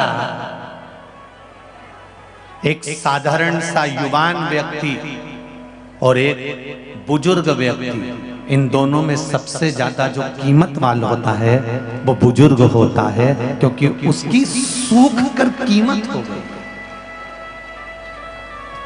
संसार सागर में आकर उसने ना जाने कितने दुख झेले हैं। संसार सागर में आने के बाद उसने ना जाने कितने तकलीफों को झेला है, ना जाने कितने कष्ट को झेला है, ना जाने कितने दुखों को झेलकर उसने अपनी जिंदगी का यापन करा है। एक साधारण विषय नहीं, एक बुजुर्ग, जितने भी बूढ़े व्यक्ति नजर आते हैं दुनिया के नवयुवक बच्चों को, तो उनको देखकर हंसी आती है कि ये बुजुर्ग हैं, इनका हाथ कांपता है, इनके मुख कांपता है, इनके चलने में इनको तकलीफ आती है। पर देखा जाए तो बुजुर्ग की जो कीमत है, एक वृद्ध व्यक्ति की जो कीमत है, वो घर में रहने वाला जो बूढ़ा व्यक्ति है उसकी कीमत जब समझ में आती है, जब बुजुर्ग व्यक्ति उस घर से चला जाता है, उसकी कीमत तब समझ में आती है।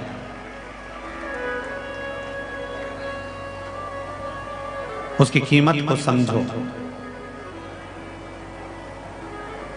उसकी कीमत को जानो। मेरे भोले तेरा सहारा है, मेरी नैया का तू किनारा है, मेरी नैया का तू किनारा है। शिव भक्ति की कीमत को समझ में।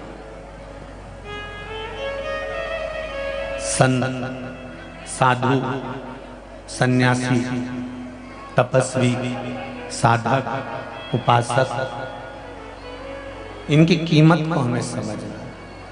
महाराज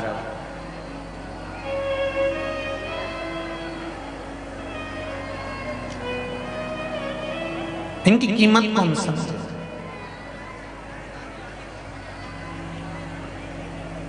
शिव महापुराण की कथा कहती है भगवान शंकर माता पार्वती के साथ में विराजमान थे।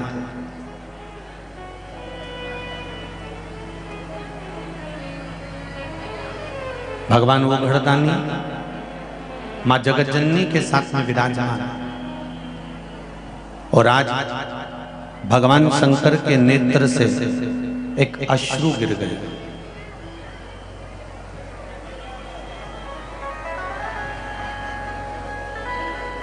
भगवान शिव के नेत्र से एक अश्रु गिर गया,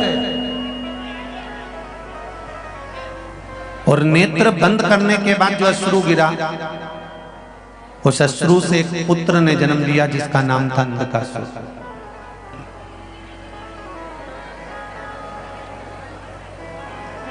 एक पुत्र ने जन्म लिया जिसका नाम नरकासुर। महाराज पार्वती जी ने उसको गोदी में ले लिया, और मां जगतजननी पार्वती जी ने जब उसको गोदी में लिया,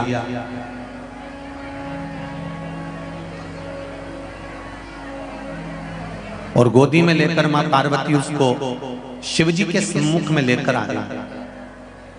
शंकर भगवान के सामने लेकर आकर माता पार्वती जी ने कहा, ये आपका पुत्र है।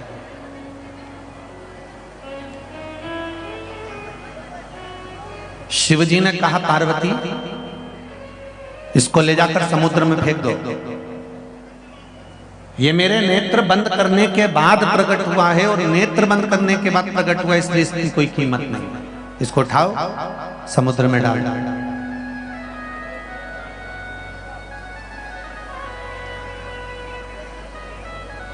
उठाकर इसको समुद्र के अंदर डाल दीजिए, फेंक दीजिए।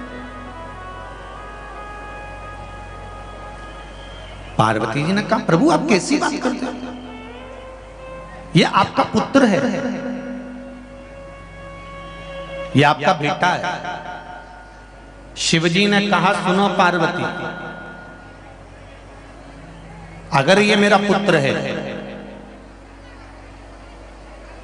तो इसके भीतर के जो विकार होंगे इसके भीतर में जो भाव होंगे वो मेरे जैसे होना चाहिए, समर्पण के भाव के होना चाहिए। इसको उठाओ और समुद्र में डाल दो।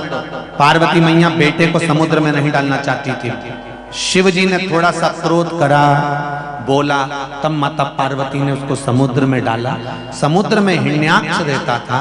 हिरण्याक्ष ने उस बालक को पाल पोस कर बड़ा कर लिया और हिरण्याक्ष ने अपने पास उस बालक को रख लिया। हिरण्याक्ष मर गया, प्राण छूट गए, अंधकासुर की सत्ता स्थापित हो गई। अंधकासुर ने ब्रह्मा जी से वर प्राप्त करा, ब्रह्मदेव का तप करा, साधना करी और ब्रह्मा जी से वर मांगा। ब्रह्मा जी ने कहा मांगो तुम्हें क्या चाहिए? तो अंधकासुर कहते हैं मुझे वर दीजिए कि मेरे प्राण ना छूटे, मैं मरूं ना।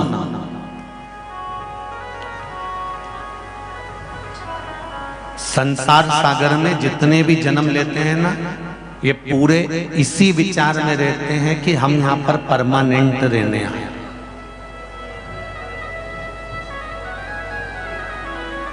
अच्छा, ज्ञान सबको है, थोड़ी सी भी बात करो ना किसी से तो ज्ञान की बातें सब करते हो। अरे भैया एक ना एक दिन तो जाना ही है। अब बताओ, महाराज जी से ज्यादा ज्ञान तो संसार के हर व्यक्ति को, कि उसको ये मालूम है कि एक ना एक दिन जाना।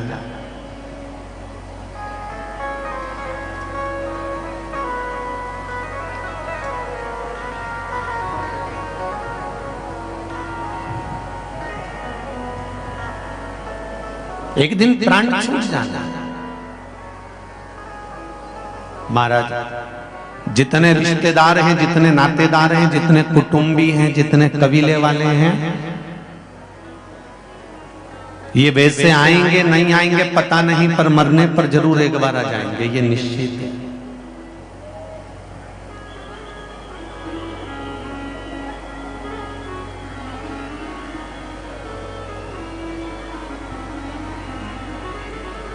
अंधकासुर को भी ये लगा कि मैं मरूं ना। संसार में जन्म लेने वाला हर व्यक्ति ये सोचता है कि मेरे प्राण नहीं छूटना चाहिए, मैं अभी मरना नहीं चाहिए। और बिल्कुल सत्य है, एक चींटी को भी अगर आप थोड़ा सा पकड़ने का प्रयास करोगे तो वो चींटी भी भागती है। एक चींटे को भी पकड़ने का प्रयास करोगे तो वो चींटा भी भागता है। एक झिंगुर, एक खटमल, एक माथे में रहने वाला जू, उसको भी पकड़ने का प्रयास करोगे तो वो भी भागता है।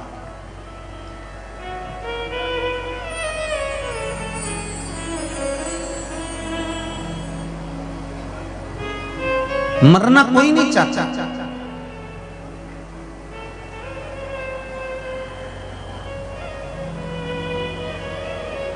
परमात्मा ने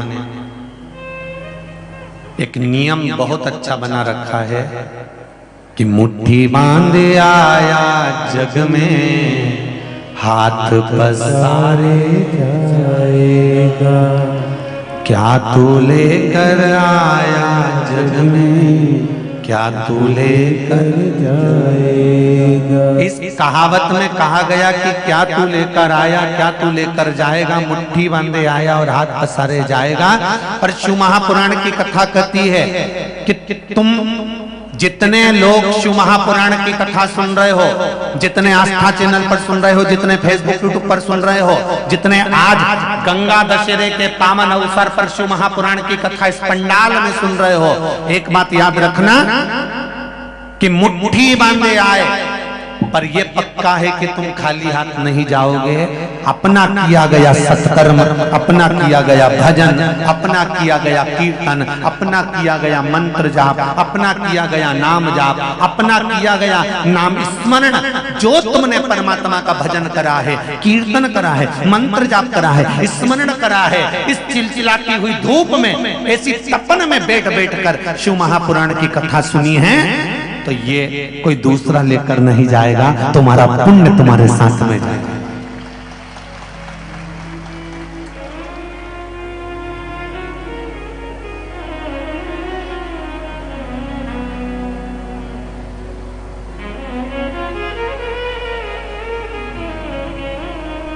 तुम्हारा पुण्य तुम्हारे साथ जाने वाला है, कोई तुम खाली हाथ नहीं जाने वाले हो।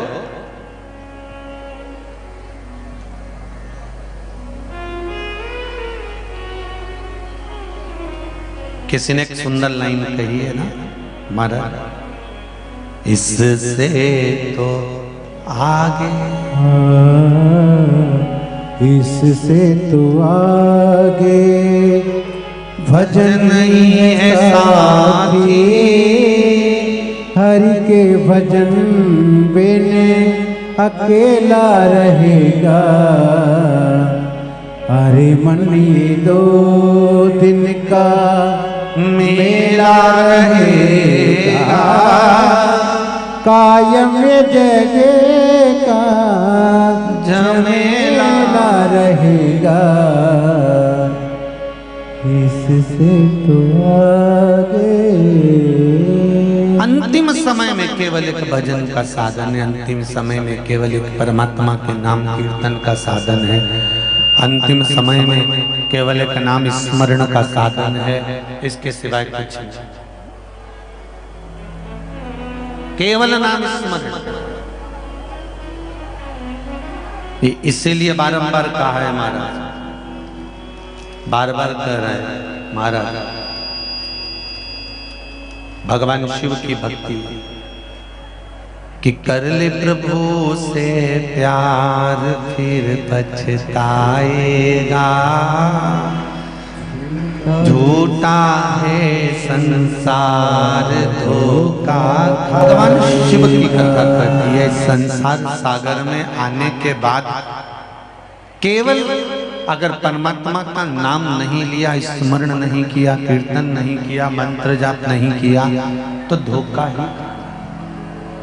महाराज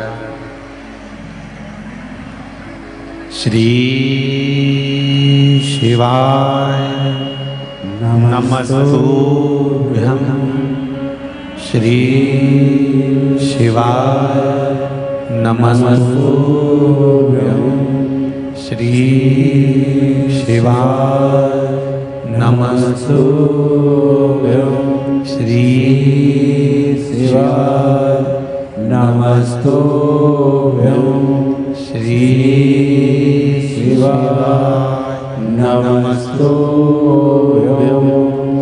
शिव का स्मरण, मंत्र जाप, कहा मृत्यु निश्चित है, आएगी, मरना पड़ेगा, इसको कोई टाल नहीं सकता।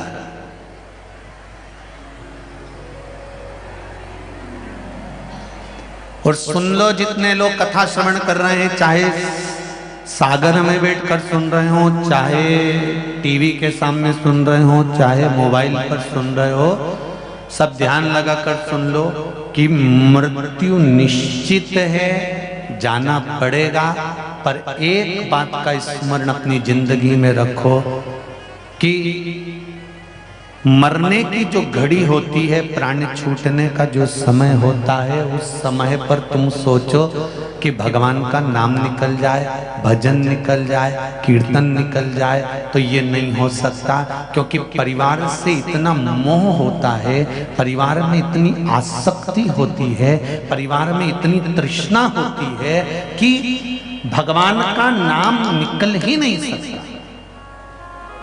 परमात्मा का नाम नहीं निकलेगा। इतनी आसक्ति, इतनी तृष्णा, इतना मोह होता है, इतना मोह होता है कि बड़ा कठिन है भगवान का नाम निकलना। अगर निकलता है तो केवल परिवार वालों का नाम निकलता है, इसके सिवाय नहीं।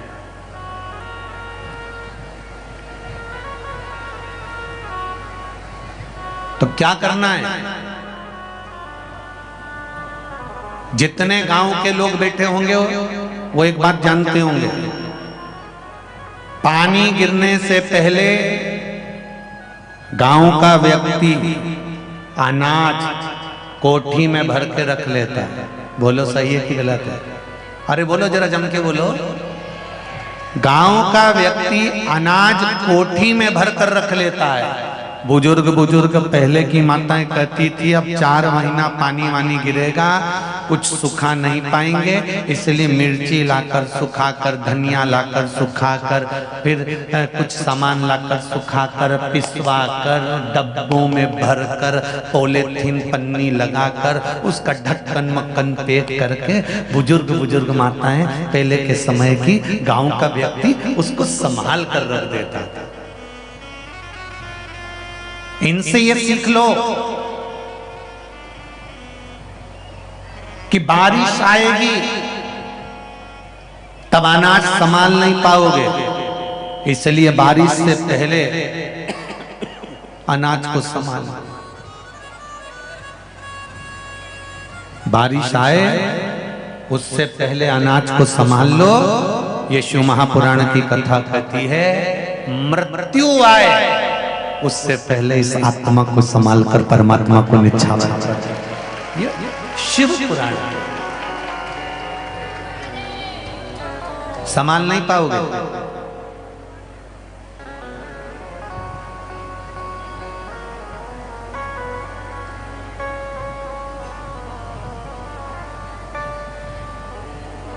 घर में शादी आती है तो तैयारी शादी वाले दिन करते हो कि पहले से करते हो? पहले से। क्यों? क्योंकि शादी वाले दिन तो लड़की की शादी है तो दूल्हा घोड़ी चढ़ के आएगा, और अगर लड़के की शादी है तो वो घोड़ी चढ़कर जाएगा।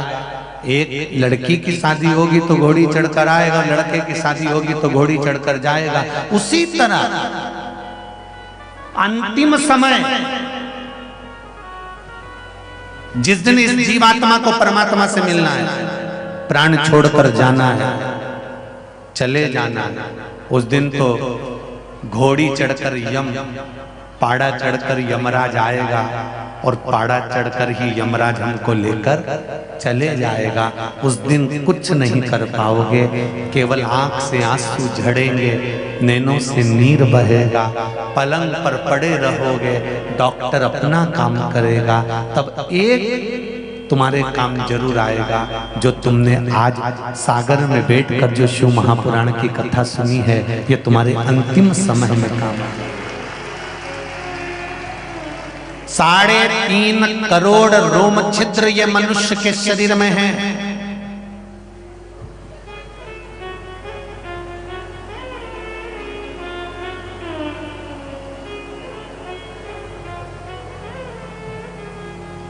एक एक रोम छिद्र चाहता है कि आप भगवान का भजन करें। एक कथा पहले कही, आज फिर कह रहा है।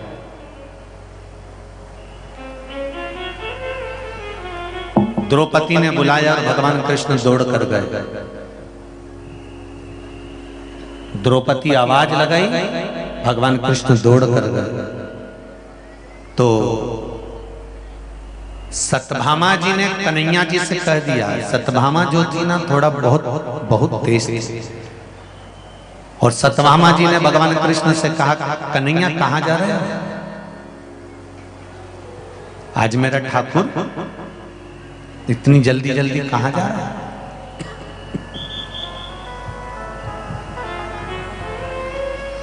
भगवान कृष्ण कहते हैं, सत्यभामा, हे सत्यभामा, मैं द्रौपदी के यहां जा रहा हूं। कृष्ण, ये द्रौपदी में ना जाने क्या है, कभी सुबह आवाज लगा देती है, कभी दोपहर में आवाज लगा देती है, कभी शाम को आवाज लगा देती है, और भगवान कृष्ण को दौड़कर द्रौपदी के जाना पड़ता है। सत्यभामा जी ने पूछा, आपका और द्रौपदी का संबंध क्या है? कोई किसी व्यक्ति के यहाँ अगर दौड़ दौड़ के जा रहा है, कोई व्यक्ति के यहाँ अगर बार बार पहुंच रहा है, तो संबंध है क्या? क्या संबंध है आपका और द्रौपदी की? भगवान कृष्ण ने कहा, वो मेरी बहन है, वो मेरी बहन है। जब मेरे हाथ में चोट लगा था तो उसने अपने साड़ी का पल्लू फाड़ कर चीर निकाल कर मेरे हाथ में बांधा था। जब उंगली कटी तुम्हारी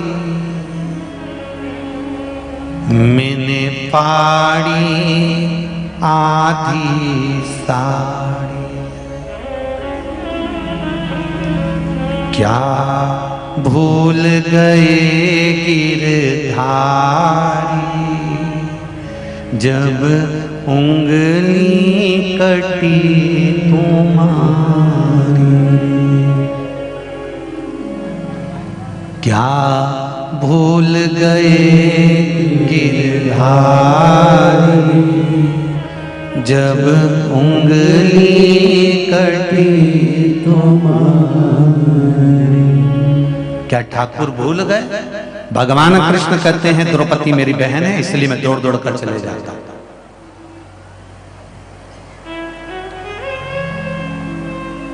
सत्यभामा ने बुद्धि लगाई। बहुत ध्यान देना इस संवाद पर। ओम शिव महापुराण कथा का ये छोटा सा संवाद अपनी जिंदगी में उतार कर रखना। द्रौपदी ने बुद्धि लगाई। शिव महापुराण की कथा कहती है शंकर के मंदिर में जाना तो बुद्धि मत लगाना, भक्ति लगा दो। बुद्धि से शिव नहीं मिलेगा पर भक्ति से शिव मिल जाएगा।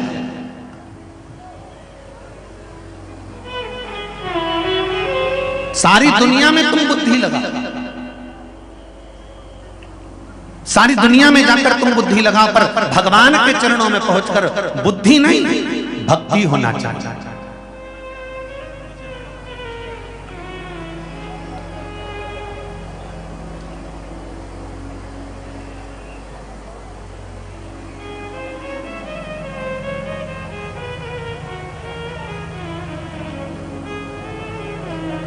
एक व्यक्ति ने प्रश्न किया था, गुरुजी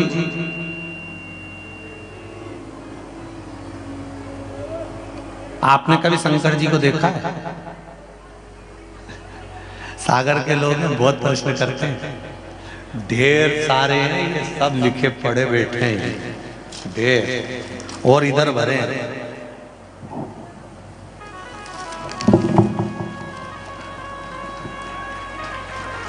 सागर है,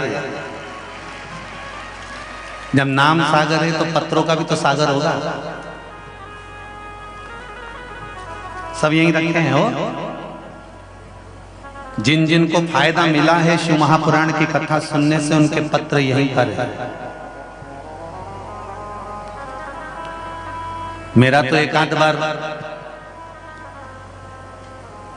आप सबसे निवेदन है कि इन पत्र को एक बार योग लगे तो एकांत में बैठकर पढ़ भी लेना कि इन पत्रों में कितने दिल से लोगों ने अपना भाव व्यक्त करा है।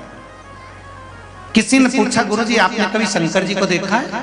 आपने देवाधिदेव महादेव को कभी देखा? हमने कहा ऐसे एकदम प्रत्यक्ष में तो कभी दिखा नहीं, पर यह जरूर है उसकी अनुभूति हर पल दिखती है, हर घड़ी दिखती है, हर क्षण दिखती है।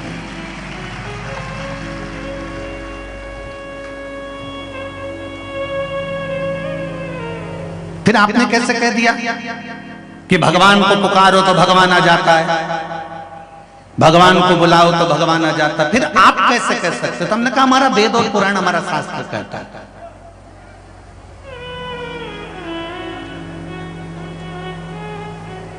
तो उन्होंने कहा कि वेद और पुराण शास्त्र कहता है इसलिए आपने मान लिया कि भगवान आता है। हमने कहा बिल्कुल ऐसा होता है।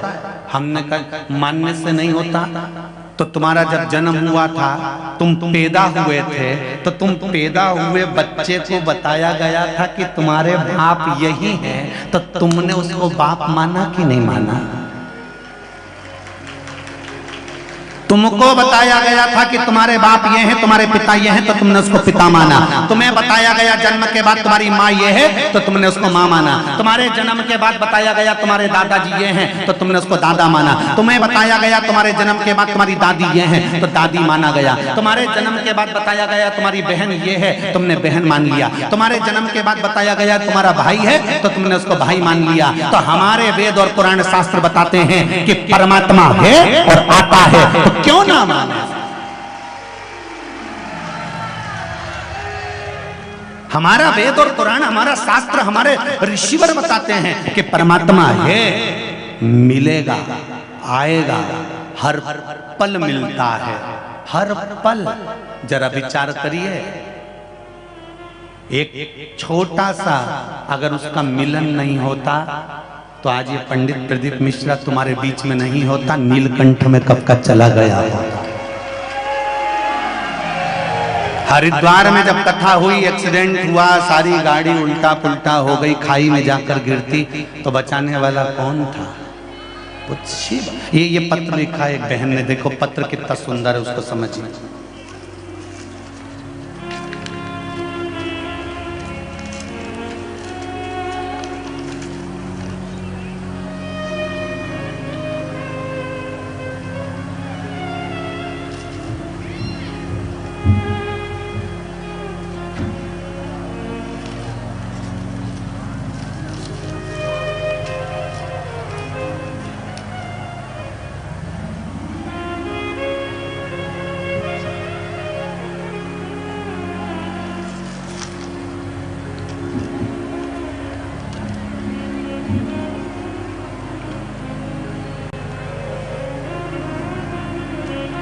सौरभ केशरवानी, 3/58 सदर बाजार, सागर, मध्य प्रदेश।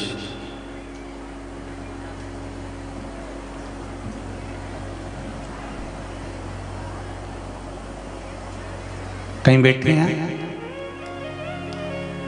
बैठे हो तो हाथ जरूर हिलाई लगा। लिखा है, गुरुजी इस महा शिव शक्ति के दूसरे दिन 3 साल की बच्ची की तबीयत अचानक से खराब हो गई। हम सब लोग उसको हॉस्पिटल लेकर गए। डॉक्टरों की टीम ने जब बच्ची को चेक किया तब पता चला कि बच्ची को फिट की बीमारी हो गई, बोलने में भी दिक्कत होने लगी। फिर हमने महामृत्युंजय जाप करवाया, श्री शिवाय नमस्तुभ्यम का जाप करना प्रारंभ किया गया। और दूसरी बार जल पिलाने के बाद उसकी फिर जांच कराने के लिए हम डॉक्टर के पास लेकर गए। तब उसका जब सीटी स्कैन हुआ तब रिपोर्ट नॉर्मल आई, बच्ची को कुछ भी नहीं था। ये पत्र है, एक पत्र और देखिए, बड़ा सुंदर पत्र, सभी बहुत सुंदर आए हैं।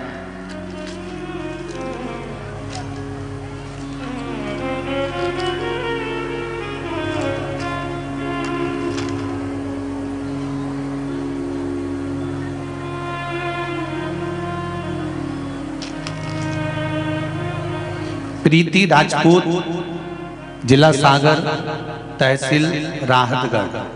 कहीं बैठी हो तो हाथ जरूर हिलाइएगा।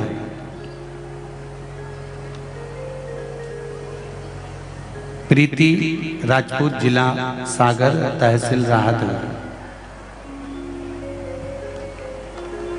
पत्र में लिखा है, गुरुदेव मेरे पति को पैर में एक गठान हो गई थी, उसी गठान के ऊपर एक और गठान हो गई थी। डॉक्टर ने ऑपरेशन का बोल दिया था। तभी दीदी शिव महापुराण के बारे में बताया। रायसेन जिले से आपकी कथा सुनी। मेरे पति ने 9 अप्रैल को 1 लोटा जल शिव जी को चढ़ाना प्रारंभ करा और एक बेलपत्री खाना प्रारंभ करी। रात को मेरे पति के पांव की जो गठान थी वो फूट गई और फिर डॉक्टर को जांच कराया तो अब पांव पूर्ण तरह से आराम लग गया है। अब कोई गठान उसके शरीर में नहीं है। ये शिव भक्त। ये शंकर का स्मरण, ये शंकर का अनुमोदन है। तेरी कृपा बिना न हिले एक भी, लेते हैं श्वास तेरी कृपा से तनो तनो। हे गंगाधार मुक्ति द्वार ओमकार तू, भोले ओमकार तू। आयो शरण तिहारी शंभो तार तार तू। एक बार भगवान की भक्ति को धारण कर लेना, एक लोटा जल भगवान शंकर को समर्पित कर देना, एक बेलपत्री शिव को समर्पित कर देना। मैं तो किसान भाइयों से भी निवेदन करूंगा, आपको लगता है कि आपकी फसल आपके खेत में आती है, बहुत सुंदर दिखती है, पूरा हरा खेत दिखता है, पूरी लहराती हुई फसल दिखती है, पर फसल उतनी नहीं निकलती या पैसा उतना नहीं आता और कर्जा बढ़ता चले जाता है। तो उनसे भी निवेदन करूंगा, सारी समस्या का हल एक लोटा जल। जिस दिन तुम खेत में बीज बोने के लिए जाओ,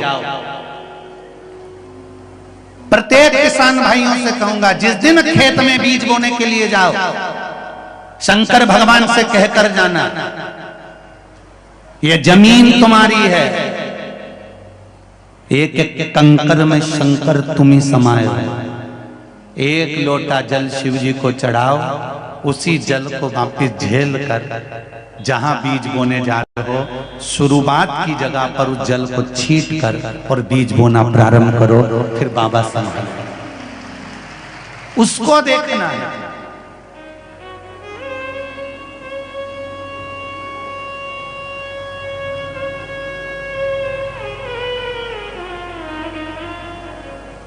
उसके भरोसे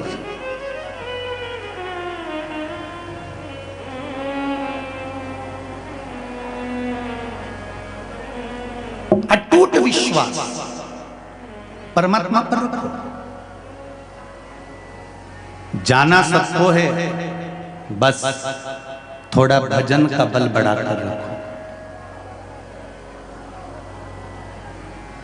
जब भजन का बल बड़ा होता है तब परमात्मा के मिलन में देरी नहीं होती, वो मिल जाता है,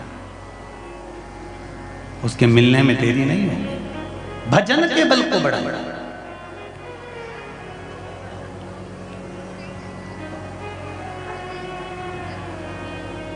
अंधकासुर ब्रह्मा जी से वर मांग रहे हैं, मैं मरूं ना। ब्रह्मा जी कहते हैं ये निश्चित है कि तुम्हें मरना पड़ेगा, और कुछ मांग लो।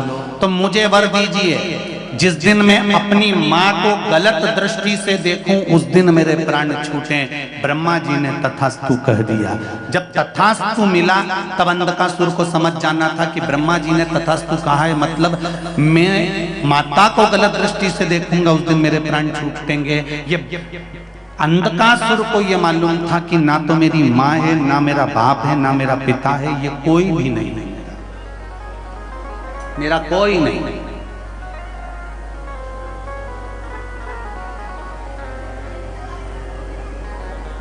मृत्यु निश्चित है, तथास्तु कह दिया।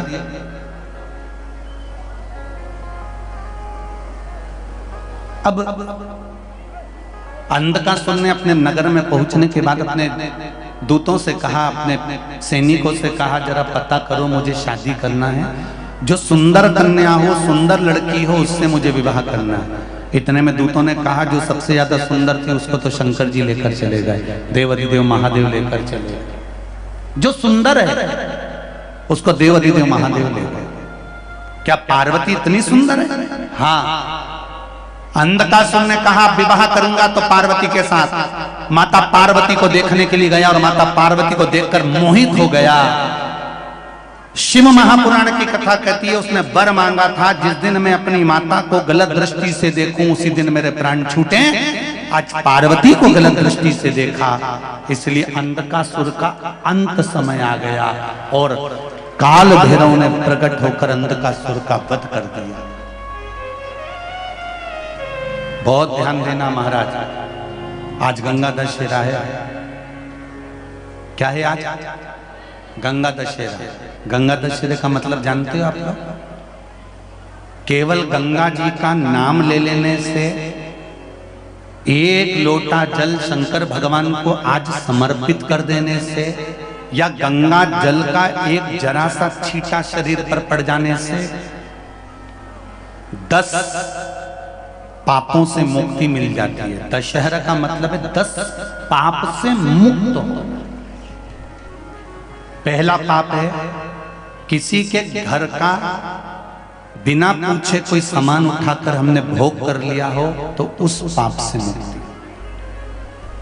गंगा दशहरे के 10 पाप से मुक्ति दिलाता है गंगा दशहरा। दूसरा, किसी ब्राह्मण, किसी गुरुजन को मुख से अपशब्द कह दिया हो, तो आज ही का दिन है जिस दिन पाप कर्म से मुक्ति मिल जाती है। तीसरा, किसी स्त्री को, किसी नारी को, किसी कन्या के प्रति, स्त्री के प्रति, नारी के प्रति अगर गलत सोच लिया हो या गलत कर्म हमने कर दिया हो, तो उस पाप से मुक्ति गंगा दशहरे का दिन दिला देता है। चौथा,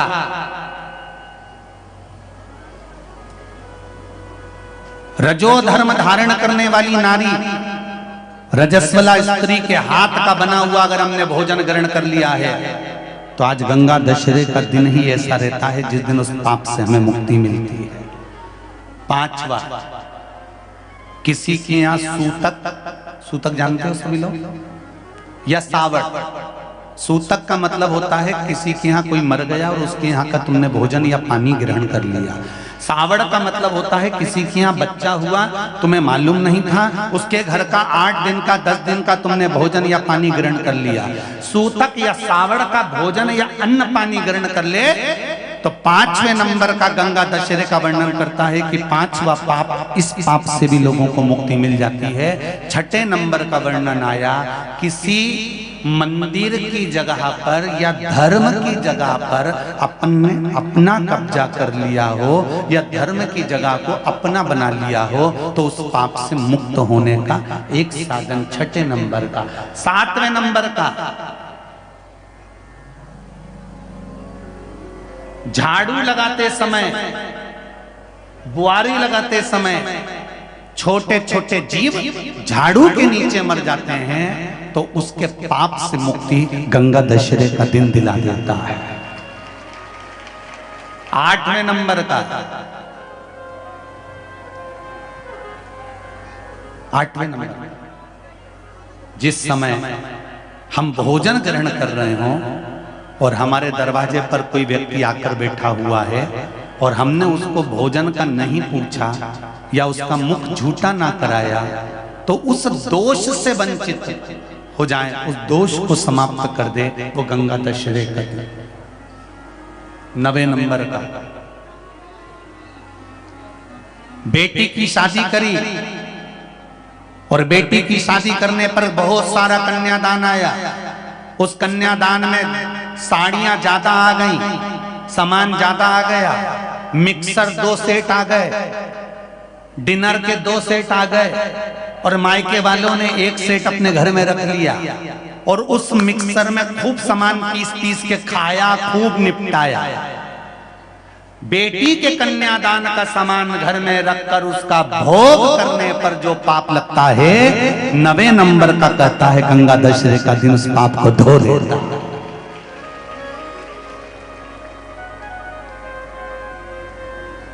10वें नंबर का महाराज, यदि किसी तीर्थ में जाकर हमने कोई गलत काम करा होता है, तो गंगा दशहरे का ये आज का दिन हमारे पाप को वो धो देता है।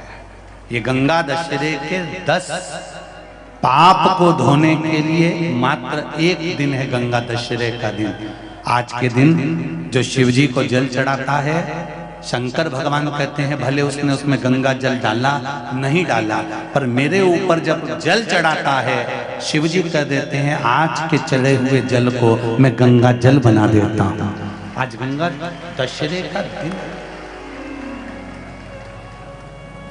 खूब भजन करो,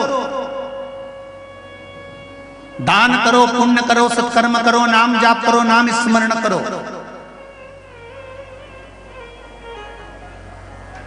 और शिव मंदिर में चढ़े हुए जल का थोड़ा सा सिंचन जरूर करो। अंधकासुर के प्राण छूटे, अंधकासुर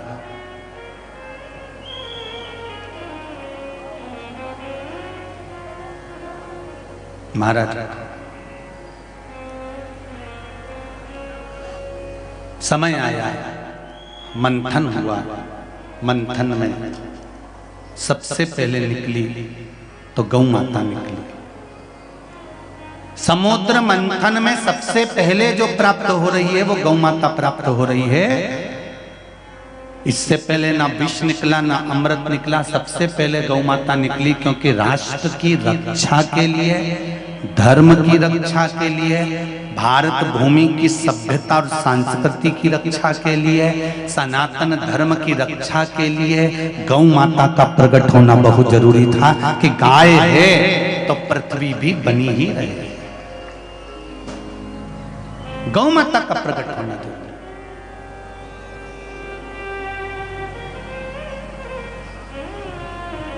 समुद्र मंथन में सबसे पहले 5 गाय निकली है। पहले नंबर पर नंदा, दूसरे नंबर पर सुभद्रा, तीसरे नंबर पर सुरभि, चौथे नंबर पर सुशीला और 5वें नंबर पर बहूला। ये समुद्र मंथन में से 5 गाय प्राप्त हुई।